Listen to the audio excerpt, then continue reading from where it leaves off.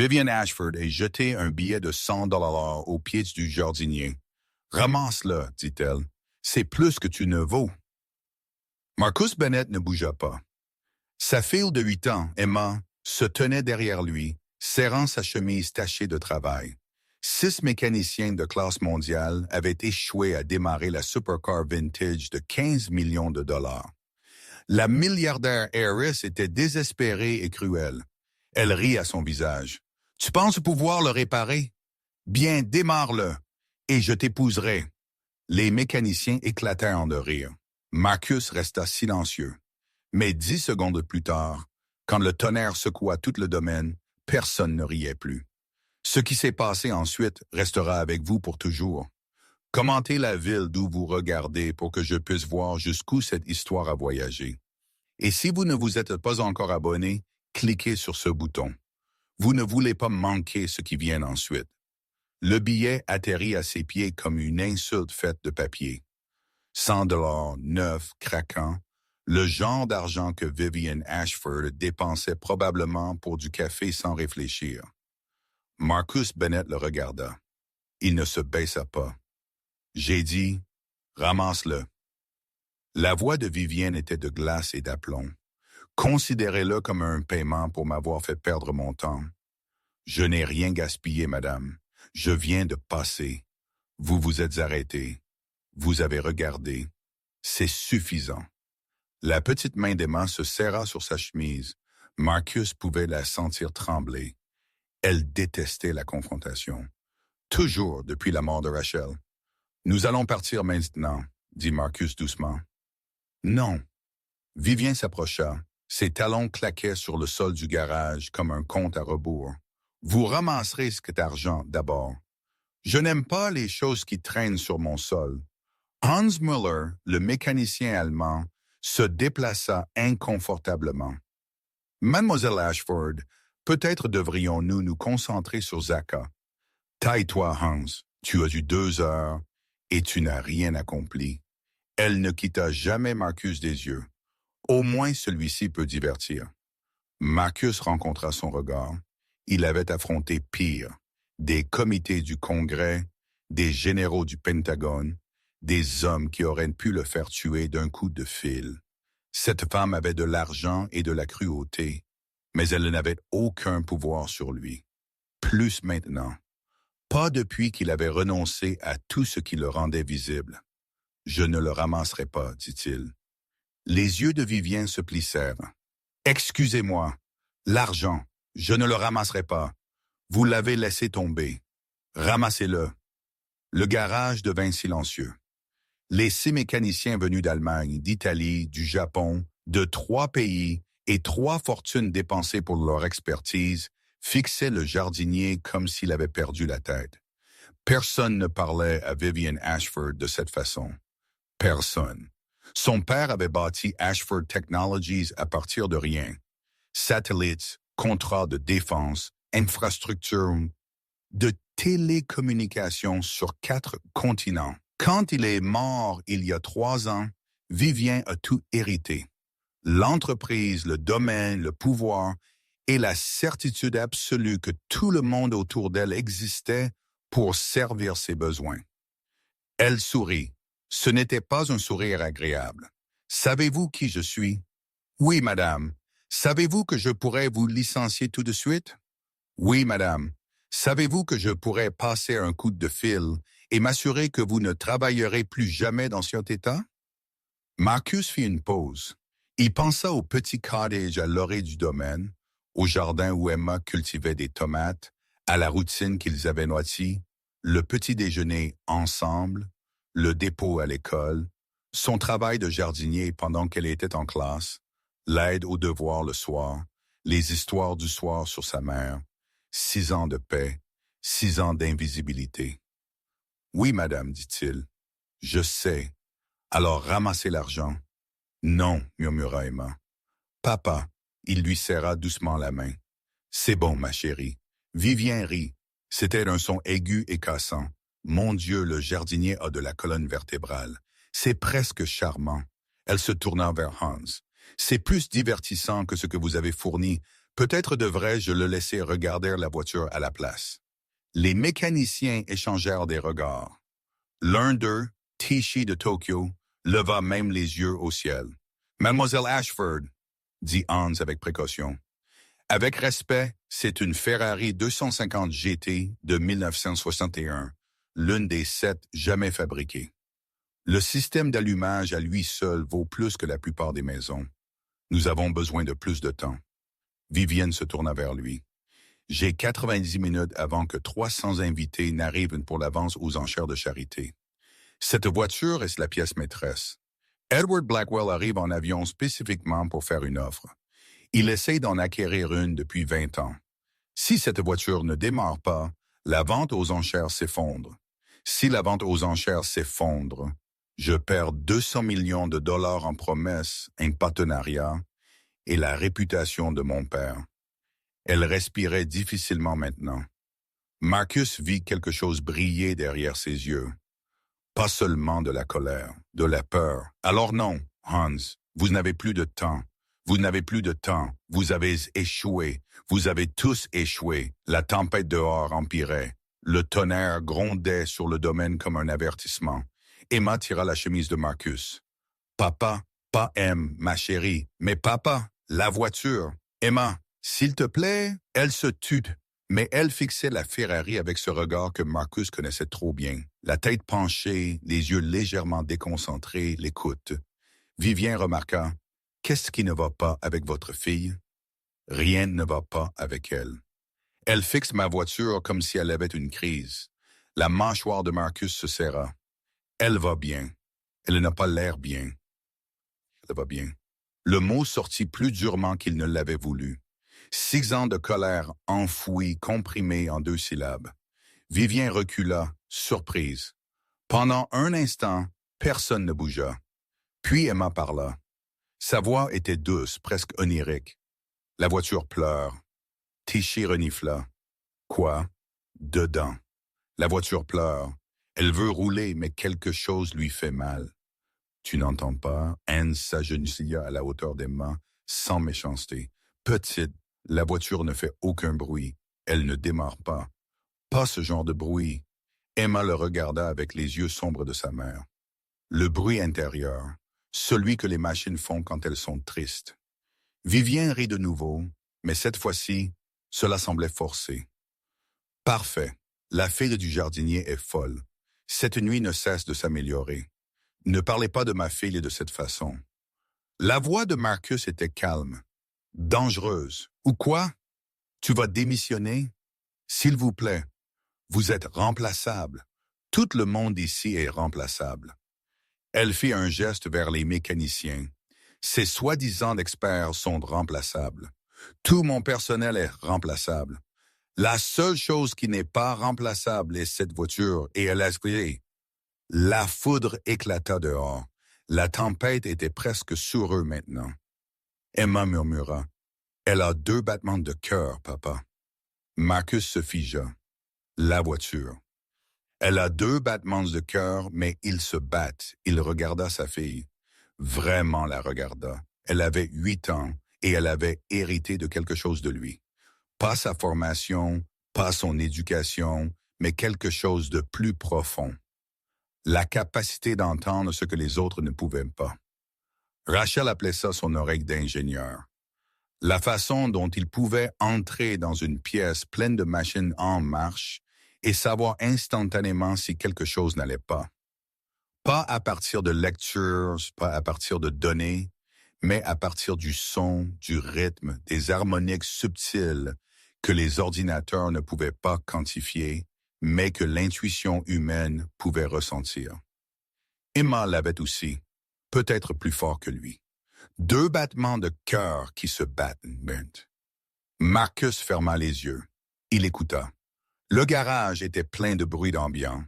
La tempête dehors, le bourdonnement des lumières fluorescentes, la respiration de 8 personnes, le tonnerre lointain. Mais sous tout cela, si faible qu'il faillit le manquer.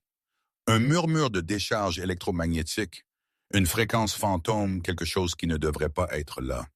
Ses yeux s'ouvrirent brusquement. Vous avez installé quelque chose de nouveau sur cette voiture, dit-il. Vivien fronça les sourcils. Quoi? Récemment, au cours du dernier mois, quelque chose d'électronique qui n'était pas d'origine sur le véhicule. Hans s'avança. C'est impossible. Cette voiture est entièrement d'origine. Chaque composant a été vérifié authentique pour l'enchère. Il y a un traceur GPS, dit Marcus, caché quelque part dans le tableau de bord ou sous le capot. Moderne, probablement à des fins d'assurance. Il émet une fréquence qui interfère avec le calage de l'allumage. Silence. Puis Vivien rit. Vous plaisantez. Je ne plaisante pas. Vous êtes un jardinier. Oui, madame. Vous tondez les pelouses et taillez les haies. Oui, madame. Et vous me dites, avec 6 des meilleurs mécaniciens du monde debout ici, que vous avez diagnostiqué un problème qu'aucun d'eux n'a pu trouver à 3 mètres de distance sans toucher la voiture. Oui, madame. Les mécaniciens le regardaient maintenant, vraiment. Tichy avait arrêté de lever les yeux au ciel. Hans fronçait les sourcils pensivement. Même le mécanicien italien, Paolo, avait posé sa tablette de diagnostic. « Je dois dire, murmura Hans, il y a eu un traceur GPS installé il y a 2 semaines. Exigence de l'assurance pour l'enchère, mais il était positionné selon les spécifications du fabricant. Il ne devrait causer aucune interférence. Où était-il positionné? Demanda Marcus. Sous le tableau de bord, côté gauche. C'est trop près de la bobine d'allumage d'origine. Ces voitures avaient un problème de sensibilité connu. La signature électromagnétique d'un traceur moderne créerait une interférence harmonique avec le motif d'allumage des bobines. La voiture pense qu'elle démarre, mais le signal est interrompu avant d'atteindre les bougies. Paolo siffla doucement. Madre mia! L'expression de Vivien avait changé. La moquerie était toujours là, mais en dessous, l'incertitude et autre chose. L'espoir. Elle détestait ça. Marcus la voyait le détester. C'est ridicule, dit-elle. Vous vous attendez à ce que je croie qu'un jardinier en sait plus sur les Ferrari vintage que des experts qui ont travaillé sur ces voitures pendant des décennies? Je ne m'attends à ce que vous ne croyez rien, madame. Je vous dis juste ce que j'entends. Ce que vous entendez d'une voiture qui ne roule pas? Oui, madame, vous êtes fou. Peut-être. Le tonnerre claqua au-dessus, si près que les lumières scintillèrent. Vivien se tourna vers Hans. A-t-il raison? Hans hésita. Je ne sais pas. C'est théoriquement possible. La théorie de l'interférence électromagnétique est solide, mais la diagnostiquer sans aucun équipement, juste en écoutant. Il secoua la tête. Ce n'est pas de l'ingénierie. C'est impossible. Vivienne termina. Elle regarda Marcus de nouveau. Cette fois, ses yeux étaient un calculateur. D'accord, jardinier, vous voulez jouer à l'expert. Prouvez-le. Madame, je ne veux rien jouer. Je veux juste ramener ma fille à la maison. Non, vous avez fait une affirmation. Soutenez-la. Elle s'avança vers lui. Réparez ma voiture. Je ne suis pas mécanicien. Vous venez de la diagnostiquer comme telle. Le diagnostic n'est pas une réparation. Alors trouvez quelqu'un qui peut la réparer. Elle se tenait très près maintenant, assez près pour qu'il puisse sentir son parfum.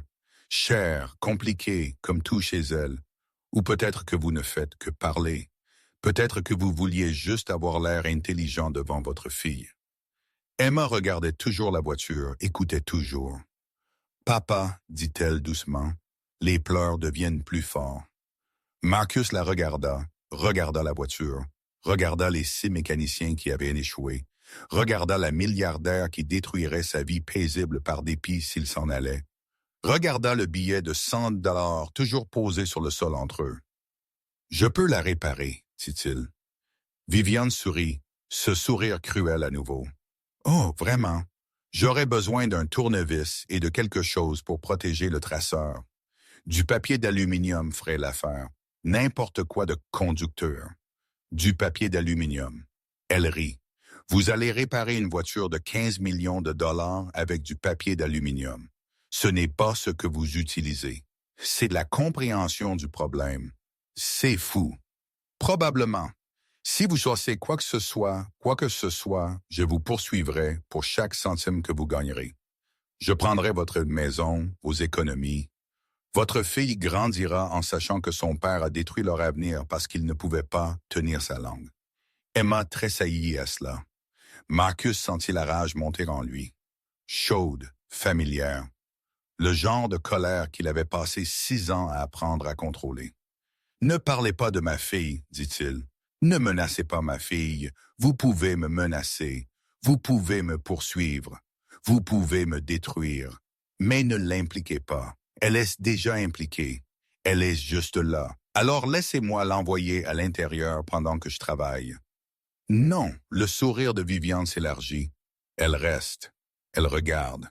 Elle voit son père réussir ou échouer devant toutes ces personnes. C'est l'accord. Les mains de Marcus tremblaient, non pas de peur, mais de l'effort pour rester immobile. La voix de Rachel dans sa tête. « Tu as toujours eu un sale caractère, Marcus. Tu l'as juste bien caché. Promets-moi que tu ne le laisseras jamais sortir devant Emma. Promets-moi qu'elle ne verra jamais ce côté de toi. » Il l'avait promis il y a 8 ans, tenant la main de Rachel dans la salle d'accouchement. Il l'avait promis. « D'accord, dit-il, elle reste. » Vivienne se tourna vers l'un de ses assistants. « Donnez-lui ce dont il a besoin. Tournevis, papier d'aluminium, tout ce que ce fou veut. » 2 minutes plus tard, Marcus avait un tournevis cruciforme à la main et un rouleau de papier aluminium de cuisine dans sa poche. Il se dirigea vers la Ferrari. Les mécaniciens s'écartèrent. Hans regardait avec quelque chose comme de la fascination. Paolo murmurait des prières en italien. Tichy avait son téléphone sorti pour enregistrer. « Range ça », claqua Vivien. « Pas de documentation de cela. S'il détruit la voiture, je ne veux pas de preuve que je l'ai permis. » Tichy baissa le téléphone à contre-cœur. Marcus s'arrêta à côté de la voiture. Il ne la toucha pas encore, juste écouta. Emma vint se tenir à côté de lui. « Les pleurs sont à l'avant, papa. Derrière la jolie partie, le tableau de bord. Je sais, ma chérie. » Il ouvrit la portière du conducteur. L'intérieur en cuir était parfait, conservé pendant 60 ans, valant plus que son codage. Il glissa sur le siège avec précaution. Sous le tableau de bord, sur le côté gauche, il trouva le traceur GPS. Moderne, élégant, complètement déplacé dans ce chef-d'œuvre vintage. Il ne le retira pas. Il ne pouvait pas. Il était câblé dans le système électrique de la voiture, et le retirer pourrait causer plus de dégâts. Mais il n'avait pas besoin de le retirer. Il sortit le papier d'aluminium, en déchira une feuille, l'enroula soigneusement autour du traceur, en s'assurant de couvrir chaque surface. Une cage de Faraday improvisée, simple, élégant, quelque chose que tout étudiant en ingénierie de première année comprendrait. Mais aucun des experts n'y avait pensé parce qu'ils regardaient les données, les écrans, les diagnostics. Ils n'écoutaient pas la voiture. « Fait, dit-il. » Vivien leva un sourcil. « C'est tout. Du papier d'aluminium. C'est tout. » « Vous plaisantez. Essayez le contact. » Elle le fixa. La moquerie était toujours là, mais elle vacillait. Elle avait peur, réalisa-t-il. Peur que ça ne marche pas. Peur que ça marche. Peur de ce que ça signifiait de toute façon. D'accord. Elle se dirigea vers la voiture. Bougez. Marcus sortit. Emma lui tendit la main. Vivien glissa sur le siège conducteur. Ses mains tremblaient légèrement, juste assez pour que Marcus le remarque.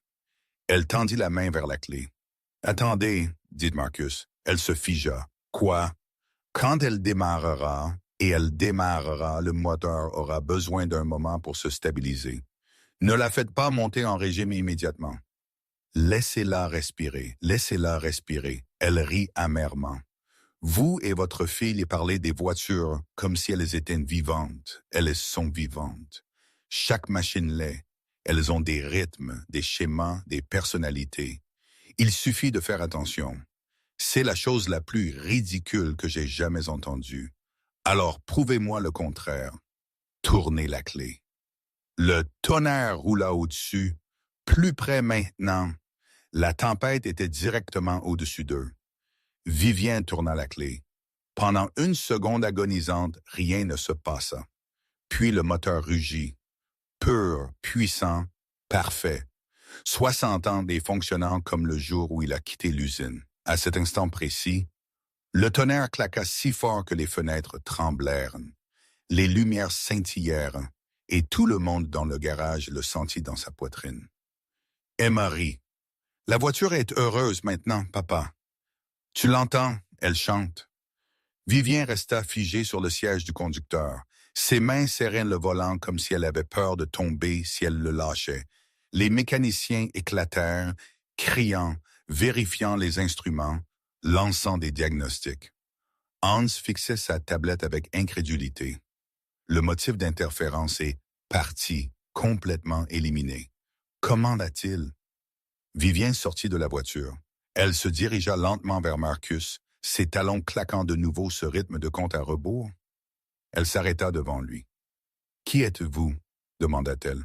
« Personne, madame, juste le jardinier. Ne me mentez pas. Pas maintenant, pas après ça. » Sa voix était différente. La cruauté était toujours là, mais elle était brisée maintenant, ouverte par quelque chose qu'elle ne comprenait pas. Qui êtes-vous vraiment? Marcus regarda sa fille, la Ferrari, ronronnant contentement derrière eux, le billet de 100 $ toujours posé sur le sol. « Je suis le père d'Emma, dit-il. C'est tout ce qui compte. » Il prit la main d'Emma et commença à marcher vers la sortie. « Attendez. » La voix de Vivien l'arrêta. « J'ai dit que je vous épouserais si vous la démariez. Avez-vous oublié? » Marcus se retourna.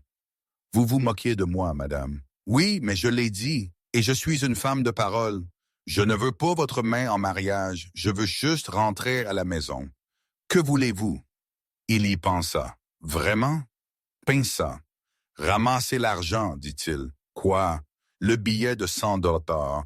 Vous me l'avez jeté. Vous vouliez que je le ramasse. » Il rencontra ses yeux. « Maintenant, je veux que vous le ramassiez. » Les mécaniciens regardaient. Tout le monde regardait. Vivian Ashford, Alpha Ashford, milliardaire heiress, PDG d'un empire technologique mondial, fille d'une légende, se tenait là dans ses vêtements de designer et son parfum cher, à qui un homme en vêtements de travail sales demandait de ramasser de l'argent par terre. Son visage rougit, sa mâchoire se serra, mais elle se baissa lentement, soigneusement, et ramassa le billet. Elle se redressa, l'argent à la main, et regarda Marcus avec une expression qu'il ne pouvait pas lire. « Voilà, dit-elle. Heureuse? »« Oui, madame. Maintenant, allez-vous me dire qui vous êtes? »« Bonne nuit, madame. » Il sortit du garage avec sa fille, laissant derrière lui une Ferrari en marche, 6 mécaniciens stupéfaits et une milliardaire tenant un billet de 100 $ comme si elle n'avait jamais vu d'argent de sa vie. La tempête faisait rage autour d'eux alors qu'ils retournaient au cottage, mais Emma souriait. « Papa. »« Oui, ma chérie. La voiture a dit merci. » Marcus sourit malgré lui. « Vraiment? »« Oui. Et la dame? » Emma fit une pause réfléchissant. « Le cœur de la dame est brisé, papa. Pas comme la voiture. Brisé différemment. »« Tu peux réparer ça aussi? » Marcus ne répondit pas. Mais alors qu'il marchait sous la pluie, il pensa aux yeux de Viviane à ce dernier moment. La peur sous la cruauté, la solitude sous le pouvoir. Il pensa à Rachel qui disait que les gens les plus en colère étaient généralement les plus tristes. Il pensa à ce qu'il en coûtait d'être invisible pendant 6 ans, et si certaines choses valaient la peine d'être vues. La foudre éclata au-dessus et pendant un instant, tout le domaine fut illuminé.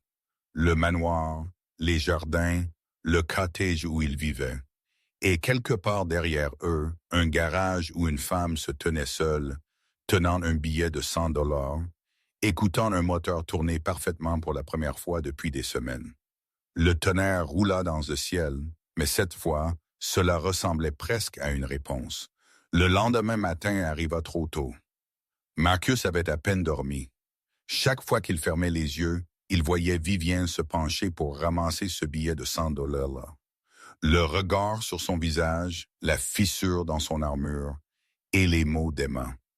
Le cœur de la dame est brisé, papa. Il prépara le petit déjeuner comme il le faisait toujours. Œufs brouillés, toast à la confiture de fraises, jus d'orange dans la tasse en plastique avec les princesses Disney fanées, qu'Emma refusait d'abandonner, même si elle avait 8 ans maintenant. Rachel avait acheté cette. C'était l'une des rares choses qu'ils avaient encore d'avant. Papa, Brooke, ose te brûler, maman, je ferais dans la réalité. De la fumée s'élevait de la poêle. Il jura sous son souffle et l'éloigna du brûleur. Désolé, ma chérie. Papa est fatigué à cause d'hier soir. Oui, à cause d'hier soir. Emma monta sur sa chaise à la petite table de la cuisine. Ses pieds n'atteignaient pas tout à fait le sol. Elle les balançait d'avant en arrière en attendant. La dame a appelé, dit-elle. Marcus se figea. Quoi? Le téléphone a sonné pendant que tu étais sous la douche. J'ai répondu. La dame d'hier soir, elle veut te voir. Emma, tu sais que tu ne dois pas répondre au téléphone quand je ne suis pas là. Mais il n'arrêtait pas de sonner et la dame avait l'air triste. Marcus se frotta le visage avec les 2 mains. Bien sûr, Vivienne avait appelé. Bien sûr, elle ne pouvait pas simplement laisser tomber. Qu'a-t-elle dit exactement? Elle a dit, « S'il vous plaît, dites à votre père que j'ai besoin de lui parler. » Elle a dit, « S'il vous plaît, 3 fois, papa. » J'ai compté. Vivienne Ashford disant, « S'il vous plaît, 3 fois. » Le monde s'écroulait. A-t-elle dit autre chose? Elle a demandé mon nom. Je lui ai dit. Elle a dit qu'Emma est un joli nom. Puis elle a demandé si j'avais vraiment entendu la voiture pleurer ou si je faisais semblant. J'ai dit que je ne faisais pas semblant. J'ai dit, les machines parlent tout le temps, mais la plupart des gens n'écoutent pas. Elle est restée silencieuse pendant longtemps, puis elle a dit, s'il vous plaît encore, et a raccroché. Marcus servit les œufs légèrement brûlés dans l'assiette d'Emma. Elle ne se plaignit pas. Elle ne se plaignait jamais. Suis-je en difficulté, papa? Non, ma chérie, tu n'es pas en difficulté. Es-tu en difficulté? Il s'assit en face d'elle. Je ne sais pas. Peut-être. Parce que tu as réparé la voiture. Parce que j'ai réparé la voiture alors que j'aurais dû rester invisible. Emma pencha la tête de la même manière qu'elle le faisait quand elle écoutait les machines. Pourquoi veux-tu être invisible, papa? Les gens invisibles sont seuls. Marcus n'eut pas de réponse à cela. Après le petit déjeuner, il accompagna Emma jusqu'à la porte arrière du domaine où le bus scolaire la prenait. Il la regarda jusqu'à ce que le bus jaune disparaisse au tournant de la longue allée. Puis il resta là 1 minute de plus, juste à respirer. 6 ans. 6 ans d'invisibilité prudente, d'être personne, de nettoyer après des gens qui ne le regardaient jamais 2 fois. Et en une nuit, il avait tout jeté. Monsieur Bennett, il se retourna. L'assistant de Vivien, un jeune homme nommé Thomas, qui avait toujours l'air d'être à 3 secondes d'une crise de nerfs, marchait vers lui. « Mademoiselle Ashford voudrait vous voir immédiatement. J'ai du travail à faire. Mademoiselle Ashford a dit de vous dire que votre travail peut attendre. Elle a aussi dit de vous dire qu'elle ne demande pas. » Marcus regarda Thomas. Le jeune homme transpirait malgré l'air frais du matin. Que se passe-t-il si je dis non? Thomas déglutit. S'il vous plaît, ne dites pas non, Monsieur Bennett. J'ai vraiment besoin de ce travail. Marcus soupira. Montrez-moi le chemin. La marche jusqu'à la maison principale prit 10 minutes. Marcus n'y était entré que 2 fois en 4 ans. Une fois pour son entretien d'embauche initial. Une fois pour réparer une canalisation éclatée au sous-sol lorsque le plombier habituel ne pouvait pas venir. Les 2 fois, il avait gardé la tête baissée et était parti le plus vite possible. Maintenant, Thomas le guida par l'entrée principale, monta un grand escalier, descendit un couloir bordé de tableaux qui coûtaient probablement plus que ses gains à vie, et finalement jusqu'à une paire de portes doubles. Thomas frappa. « Mademoiselle Ashford, Monsieur Bennett est ici. Faites-le entrer. » Thomas ouvrit la porte et poussa pratiquement Marcus à travers avant de fuir comme si sa vie en dépendait. Le bureau de Vivien était énorme. Des fenêtres du sol au plafond donnaient sur le domaine. Un bureau massif dominait le centre de la pièce. Et derrière ce bureau se trouvait Vivienne Ashford, l'air de n'avoir pas mieux dormi que Marcus. Elle tenait un dossier. « Asseyez-vous, Monsieur Bennett. Je préférerais rester debout. » J'ai dit « Asseyez-vous » et j'ai dit que je préférerais rester debout. Leurs yeux se croisèrent. Aucun ne cligna. Finalement, Vivien sourit. Ce n'était pas le sourire cruel de la nuit dernière. Celui-ci était presque impressionné. « Bien, restez debout. » « Je m'en fiche. » Elle ouvrit le dossier. Marcus James Bennett, né à Detroit. Père était ouvrier d'usine. Mère était infirmière. Diplômé du lycée à 16 ans. Bourse complète au MIT. Diplômé majeur de votre promotion en génie mécanique à 22 ans. Marcus ne dit rien. Recruté par Northfield Defense Systems et travaillé sur des projets militaires classifiés pendant 6 ans. Et publié 3 articles sur l'ingénierie acoustique qui sont toujours considérés comme révolutionnaires. L'un de vos professeurs vous a appelé l'esprit mécanique le plus intuitif de sa génération. Elle leva les yeux du dossier. Vous alliez changer le monde, Monsieur Bennett. Vous étiez en passe de devenir l'un des ingénieurs les plus importants du pays. Et puis plus rien. Vous avez disparu, tombé de la surface de la Terre. Ressurgit 6 ans plus tard en postulant pour un emploi de jardinier dans mon domaine. Elle ferma le dossier. Pourquoi? La mâchoire de Marcus se serra. Ce n'est pas votre affaire. J'en fais mon affaire. Vous travaillez pour moi. Cela fait de votre passé mon affaire. Je taille vos haies et tonde votre pelouse. Cela ne vous donne pas le droit de fouiller dans ma vie. Je ne suis pas d'accord. Elle se leva et contourna le bureau. Hier soir, vous avez mis dans l'embarras 6 des meilleurs mécaniciens du monde. Vous avez résolu un problème qui a dérouté des experts avec un tournevis et du papier d'aluminium. Vous m'avez fait ramasser de l'argent par terre devant mon propre personnel. Elle s'arrêta devant lui. J'ai besoin de savoir qui vous êtes. Vraiment? Pourquoi? Parce que je n'aime pas les mystères et parce que j'envisage de vous offrir un emploi. Marcus rit. Il ne put s'en empêcher. Quelque chose de drôle? Vous avez menacé de détruire ma vie hier soir. Vous vous êtes moqué de ma fille. Vous m'avez jeté de l'argent aux pieds comme si j'étais un mendiant. Et maintenant, vous voulez m'offrir un emploi. J'ai passé une mauvaise nuit. Moi aussi. Mais je ne vous ai pas traité comme de la saleté. L'expression de Viviane vacilla.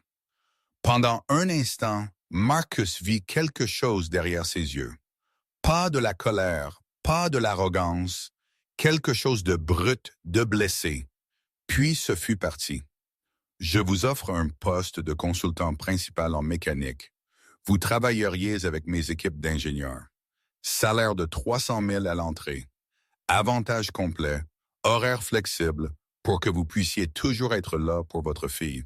Non. Vous n'y avez même pas réfléchi. Je n'ai pas besoin d'y réfléchir. La réponse est non. Monsieur Bennett, ma femme est morte. Les mots sortirent avant qu'il ne puisse les arrêter.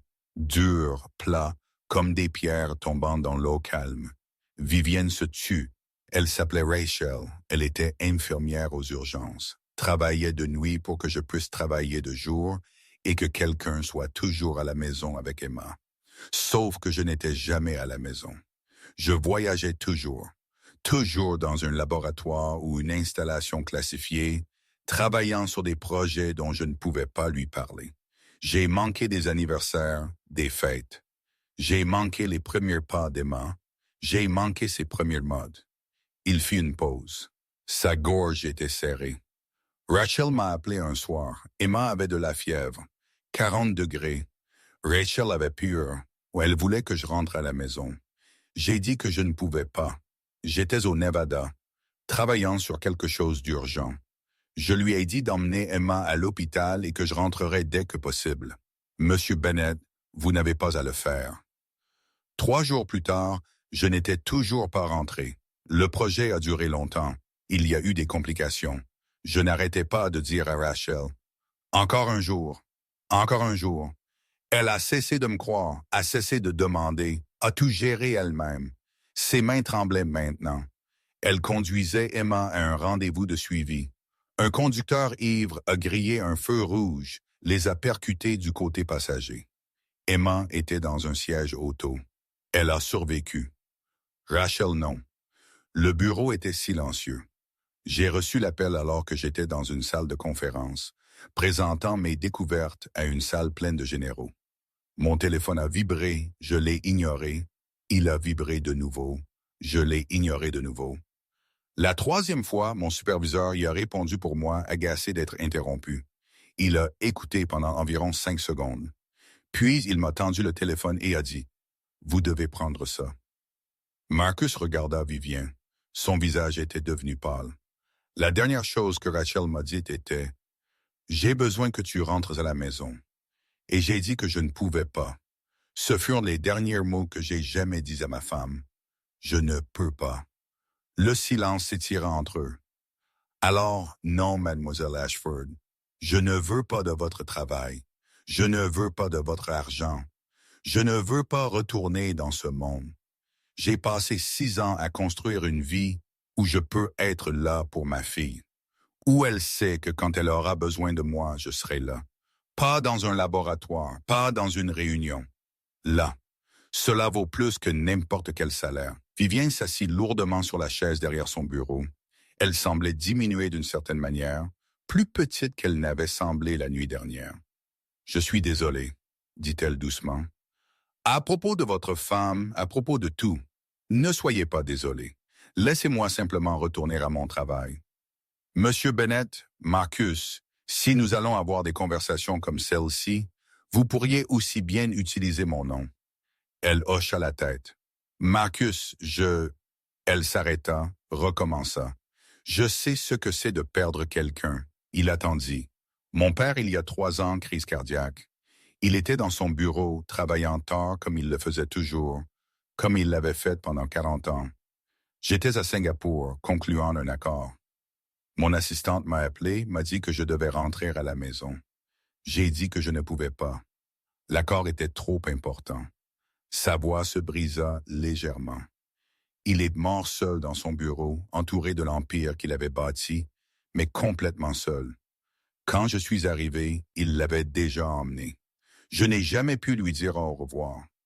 Marcus comprit alors la cruauté, l'armure, le besoin désespéré de tout contrôler. Elle était lui avant la mort de Rachel, avant qu'il n'apprenne ce qui comptait vraiment. « Je suis désolé, dit-il, et il le pensait. » Vivien leva les yeux. Ses yeux étaient humides, mais elle ne pleurait pas. Il eut le sentiment qu'elle n'avait pas pleuré depuis très longtemps. « Je ne sais pas comment être différente, dit-elle. J'ai été comme ça si longtemps, dure, froide. Mon père m'a élevée comme ça. Il disait que le monde me dévorerait si je montrais une faiblesse. Il disait que les émotions étaient un inconvénient. Il avait tort, n'est-ce pas? Regardez où le fait d'être doux vous a mené. Tondre les pelouses pour des gens comme moi. Et regardez où le fait d'être dur vous a mené. Seul dans un manoir, menaçant des jardiniers parce qu'une voiture ne démarrait pas. Elle tressaillit, mais ne détourna pas le regard. Votre fille, dit Vivien, Emma, elle entend vraiment des choses, n'est-ce pas? Dans les machines, oui. Comment est-ce que possible? Je ne sais pas. Elle a toujours été comme ça. Depuis qu'elle était petite, elle a dit à notre voisin que sa tondeuse était fatiguée 2 jours avant qu'elle ne tombe en panne. Elle savait que notre voiture avait besoin d'une vidange avant que le voyant d'avertissement ne s'allume. Elle écoute juste et les machines lui disent des choses. C'est extraordinaire. C'est Thomas. Vivien resta silencieuse un instant. Puis elle dit quelque chose au téléphone ce matin.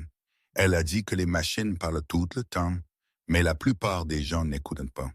Est-ce quelque chose que vous lui avez appris? Non, c'est quelque chose qu'elle m'a appris. Un autre silence. Celui-ci semblait différent, moins hostile, plus curieux. Je pensais ce que je disais hier soir, dit Vivien à propos du mariage. Je sais que je me moquais de vous, mais je tiens toujours ma parole. Si jamais vous voulez me prendre au mot, je ne veux pas. Bien sûr que non, elle rit amèrement. Personne ne le ferait. Qui voudrait épouser une femme comme moi? Ce n'est pas pourquoi. Alors pourquoi? Marcus pesa ses mots soigneusement. Parce que vous n'avez pas besoin d'un mari, vous avez besoin d'un ami. Vous avez besoin de quelqu'un pour vous rappeler que le succès n'est pas la même chose que le bonheur. Vous avez besoin de quelqu'un pour vous apprendre ce que votre père n'a jamais fait. Que montrer une faiblesse n'est pas la même chose qu'être faible. Et vous pensez que vous êtes cette personne? Non. Je pense que vous devez trouver cette personne par vous-même. Mais je serai là si vous avez besoin d'aide en chemin. Vivien le fixa pendant un long moment, puis elle fit quelque chose qu'il n'attendait pas. Elle sourit, un vrai sourire, petite et incertain, comme si elle avait oublié comment. Vous êtes un homme étrange, Marcus Bennett. On m'a appelé pire, j'en suis sûr. Mais elle se leva. Bien. Gardez votre travail de jardinier. Gardez votre invisibilité. Mais je vous donne une augmentation. Je n'ai pas besoin de je ne demande pas. Considérez-le comme une prime de risque pour m'avoir supporté hier soir. Elle lui tendit la main. Et Marcus, merci d'avoir réparé la voiture et pour ça. Il lui serra la main. Sa poignée était ferme mais pas agressive. Différente de la nuit dernière. De rien, mademoiselle Ashford. Vivien, si nous allons avoir des conversations comme celle-ci, vous pourriez aussi bien utiliser mon nom.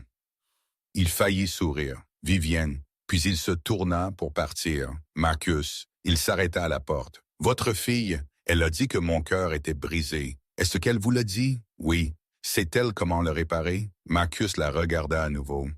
La milliardaire Harris, la reine des glaces, la femme qui avait tout sauf la seule chose qui comptait. Peut-être, dit-il, mais vous devriez lui demander vous-même. Emma est douée pour les choses cassées. Elle tient ça de sa mère. Il sortit, laissant Vivien seul dans son immense bureau avec ses tableaux chers et l'empire de son père et le dossier qui lui disait tout sur le passé de Marcus Bennett, mais rien sur qui il était vraiment. 3 semaines passèrent. Marcus redevint invisible. Il tailla les haies, tonda les pelouses, entretint le domaine comme il l'avait toujours fait. Emma alla à l'école, fit ses devoirs, l'aida à planter des tomates dans leur petit jardin. La vie retrouva son cours normal. Sauf que non. Car maintenant, parfois, quand Marcus travaillait près de la maison principale, il levait les yeux et voyait Vivien le regarder depuis la fenêtre de son bureau. Elle ne saluait jamais, ne le reconnaissait jamais, juste regardait. Et parfois, quand il accompagnait Emma à l'arrêt de bus le matin, il trouvait de petits cadeaux devant la porte de leur cottage. Des livres pour Emma, du café pour Marcus. Rien d'extravagant, juste attentionné. La dame essaie de dire pardon, dit Emma un matin, examinant un nouveau livre sur le fonctionnement des avions. Elle ne sait pas comment utiliser les mots pour ça. Alors, elle utilise des choses. Comment sais-tu ça? Parce que c'est ce que tu as fait avec maman quand tu as oublié son anniversaire cette fois-là. Tu lui as acheté des fleurs tous les jours pendant 1 semaine. Tu te souviens? Elle a dit que tu étais allergique aux excuses, mais pas aux roses. Marcus se souvenait. Il se souvenait de tout de Rachel. Devrais-je dire merci à la dame? Demanda Emma. Ce serait gentil, ma chérie. Viens avec moi. Je ne pense pas que ce soit une bonne idée. Pourquoi pas? Parce qu'être près de Vivienne Ashford lui faisait ressentir des choses qu'il avait passé 6 ans à essayer de ne pas ressentir. Parce qu'elle lui rappelait qui il était avant. Parce qu'à chaque fois qu'il la regardait, il voyait quelqu'un qui était exactement là où il avait été avant l'accident. Réussi, puissant et complètement à côté de la plaque. Parce que papa a du travail à faire, dit-il à la place. Emma lui lança ce regard. Celui qui disait qu'elle savait qu'il ne disait pas toute la vérité, mais était trop poli pour le lui reprocher. D'accord, papa. Elle écrivit elle-même une note de remerciement. Dessina une image de la Ferrari avec un visage souriant. Demanda à Thomas, l'assistant, de la livrer. Thomas rapporta que Mademoiselle Ashford avait fixé le dessin pendant 5 minutes complètes sans dire un mot. Puis elle l'avait fait encadrer et placer sur son bureau. Marcus ne savait pas quoi faire de cette information. Puis un mardi soir, 3 semaines après l'incident du garage, son téléphone sonna. C'était Vivien. « J'ai besoin de votre aide, dit-elle. » Sa voix était tendue, contrôlée, mais en dessous, il entendit autre chose. La panique. Qu'est-ce qui ne va pas?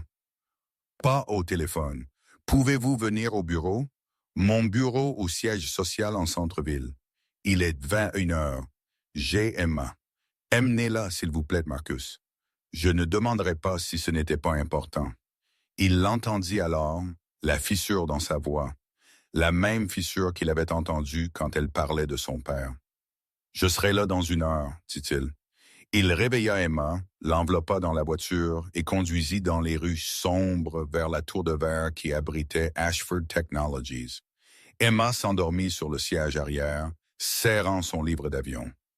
Marcus la regarda dans le rétroviseur. « J'espère que je sais ce que je fais, ma chérie, » dit-il doucement. « J'espère vraiment que je sais ce que je fais. » Mais au fond, il savait déjà la vérité. Il en avait fini d'être invisible. Le gardien de sécurité à la réception regarda Marcus comme s'il avait perdu la tête. « Monsieur, je ne peux pas vous laisser monter sans autorisation. C'est après les heures de bureau. »« Appelez Vivian Ashford, elle m'attend. » Mademoiselle Ashford ne prend pas les appels du le gardien, s'arrêta en plein milieu de sa phrase alors que son téléphone vibrait. Il répondit, écouta et son visage pâlit. « Oui, madame, tout de suite, madame. » Il raccrocha et regarda Marcus avec de nouveaux yeux. « 42e étage, elle a dit de monter directement. » Marcus porta Emma, toujours endormie, à travers le hall et dans l'ascenseur. La montée sembla interminable. La tête de sa fille reposait sur son épaule, sa respiration douce et régulière. Que faisait-il ici? 6 ans d'invisibilité prudente. 6 ans à rester petit, à rester en sécurité, à rester invisible. Et maintenant il marchait au cœur de tout ce qu'il avait fui. Les portes de l'ascenseur s'ouvrirent. L'étage exécutif était le chaos. Des gens le dépassaient sans le regarder. Des ingénieurs en chemise froissée, des cadres avec des téléphones pressés contre leurs oreilles, des assistantes portant des brassées de documents. Tout le monde avait l'air épuisé. Tout le monde avait l'air effrayé. Marcus. Vivienne apparut d'une salle de conférence. Elle avait l'air pire que quiconque. Des cernes sous les yeux. Ses cheveux habituellement parfaits attachés en une queue de cheval désordonnée. Sa blouse coûteuse froissée, comme si elle l'avait portée pendant des jours. « Que se passe-t-il » demanda-t-il. « Pas ici. Salle de conférence. Amenez Emma. Il y a un canapé où elle peut dormir. » Il la suivit dans le couloir. La salle de conférence était pleine de monde. Au moins 15 ingénieurs, plus plusieurs cadres que Marcus ne reconnaissait pas. Des écrans d'ordinateur couvraient toutes les surfaces, tous affichant différents flux de données, graphiques, relevés de diagnostic. Vivien désigna un canapé en cuir dans le coin. Elle peut dormir là. Marcus déposa Emma doucement, la couvrant de sa veste. Elle remua légèrement mais ne se réveilla pas. « Maintenant, dites-moi ce qui se passe, » dit-il. Vivienne le conduisit à l'affichage principal. Un modèle tridimensionnel d'un réseau de satellites tournait lentement sur l'écran. « Le projet Aurora, dit-elle, notre initiative phare. 12 satellites conçus pour fournir un accès Internet haut débit mondial aux communautés mal desservies. 2 ans de développement, 4 milliards de dollars d'investissement. Nous les avons lancés il y a 6 mois. Je me souviens l'avoir lu. La presse l'a qualifié de révolutionnaire.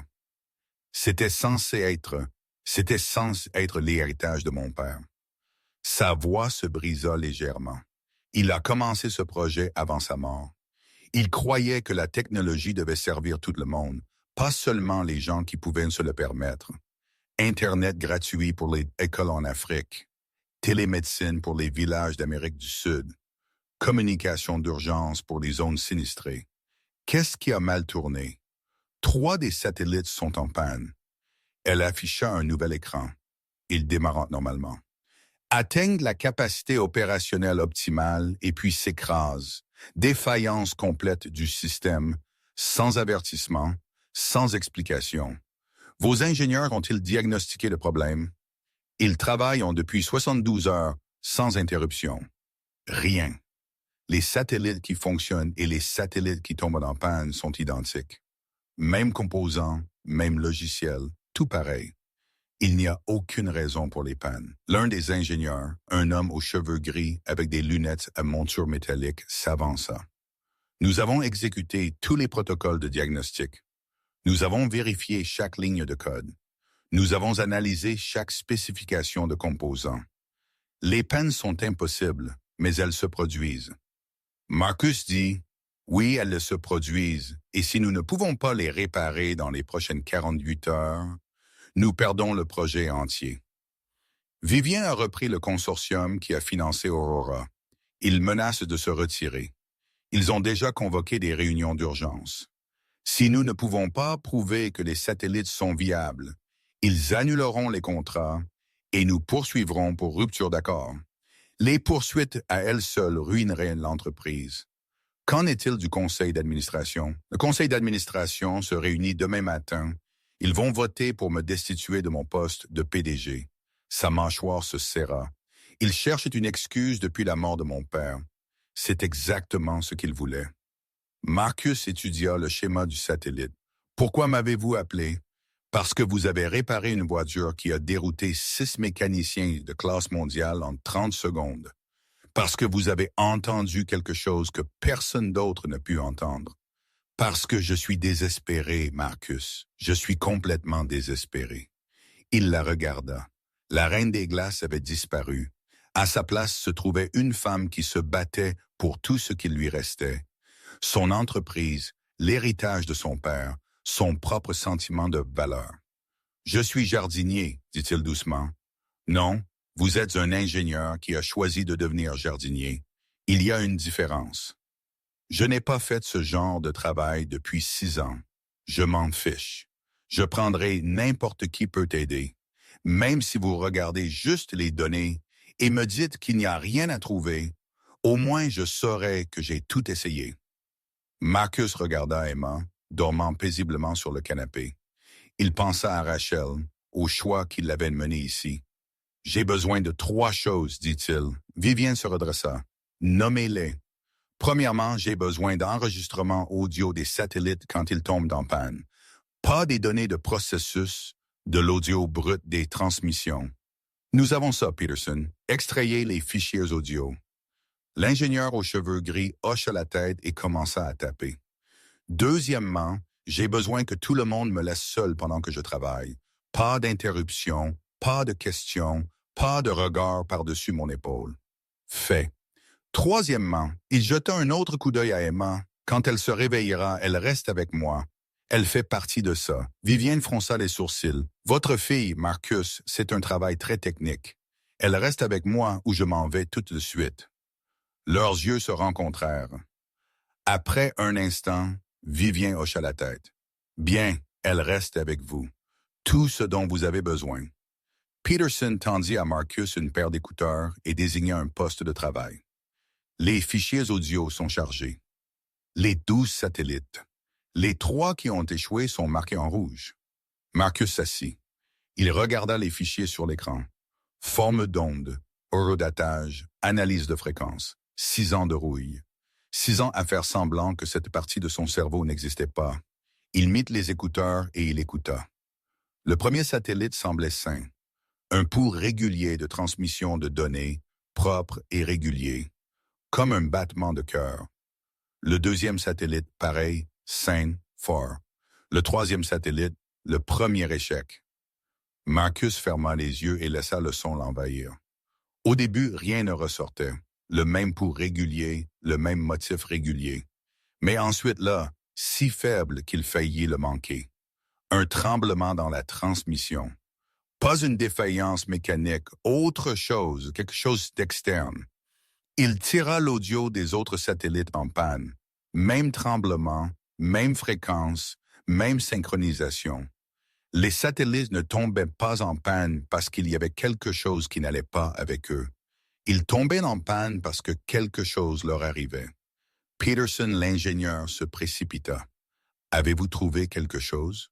Ces 3 satellites, où sont-ils positionnés? » Peterson afficha une carte. « Ici, ici et ici. Ils sont répartis sur le secteur Pacifique. Qu'en est-il des satellites qui fonctionnent? Atlantique, océan Indien et les positions restantes du Pacifique. Marcus étudia la carte. Les 3 satellites défaillants formaient un triangle lâche dans le Pacifique. Quelque chose concernant le positionnement le tracassait. Y a-t-il quelque chose de différent concernant ces emplacements, géologiquement, atmosphériquement? Pas à notre connaissance. Les trajectoires orbitales ont été calculées spécifiquement pour éviter les motifs d'interférence. Qu'en est-il des courants océaniques? Peterson fronça les sourcils. Courants océaniques. Ce sont des satellites. Ils sont en orbite. Oui, mais ils surveillent la surface, collectant des données. S'il se passe quelque chose dans l'eau sous eux. Papa. Marcus se retourna. Emma était assise sur le canapé, se frottant les yeux. Salut ma chérie, rendors-toi. Je ne peux pas. Les machines sont trop bruyantes. Tout le monde dans la pièce arrêta ce qu'il faisait. Quelle machine, Emma? Elle montra l'écran affichant le réseau de satellites. Ceux-là, ils parlent tous à la fois, mais 3 d'entre eux ont peur. Peterson s'avança. Mademoiselle, ces satellites ne font aucun bruit. Ils sont dans l'espace. Pas ce genre de bruit. Emma se leva et se dirigea vers son père. Le bruit intérieur comme la voiture. Tu te souviens, papa? La voiture avait 2 battements de cœur qui se battaient. Ces 3-là ont quelque chose de similaire. Quelque chose les pousse. Marcus tira Emma sur ses genoux. Montre-moi ce que tu veux dire, ma chérie. Pointe ceux qui ont peur. Sans hésitation, Emma désigna les 3 satellites en panne. Le visage de Peterson pâlit. C'est impossible. Comment pourrait-elle savoir lesquels ont échoué? Marcus l'ignora. Emma, qu'est-ce qui les pousse? Je ne sais pas. C'est grand, cependant. Vraiment grand. Et ça bouge en cercle. Bouge en cercle. L'esprit de Marcus s'emballa. Courance océanique, mouvement circulaire, interférence électromagnétique. Affichez les données océaniques pour cette région, dit-il. Tout ce que vous avez, imagerie thermique, cartographie des courants, relevé atmosphérique. Peterson tapa furieusement. Un nouvel affichage apparut. Une visualisation complexe des conditions de l'océan Pacifique. Là, Marcus pointa. Qu'est-ce que c'est? Un motif circulaire massif dominait le centre de l'écran. Un vortex d'activité thermique à mouvement lent. C'est le pool chaude du Pacifique. Peterson a dit que c'est un phénomène naturel. Un motif de circulation d'eau chaude existant depuis des milliers d'années. A-t-il changé récemment?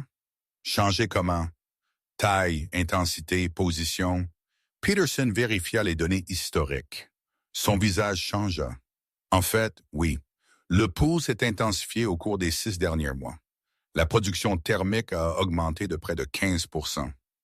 6 mois, le cadre temporel exact des pannes de satellites. Le pool chaud génère des interférences électromagnétiques.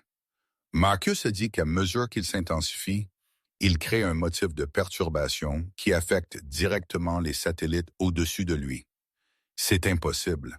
Les satellites sont conçus pour gérer les variations électromagnétiques. Ils sont conçus pour gérer les variations normales. C'est anormal. Le pôle surcharge l'atmosphère supérieure dans cette région.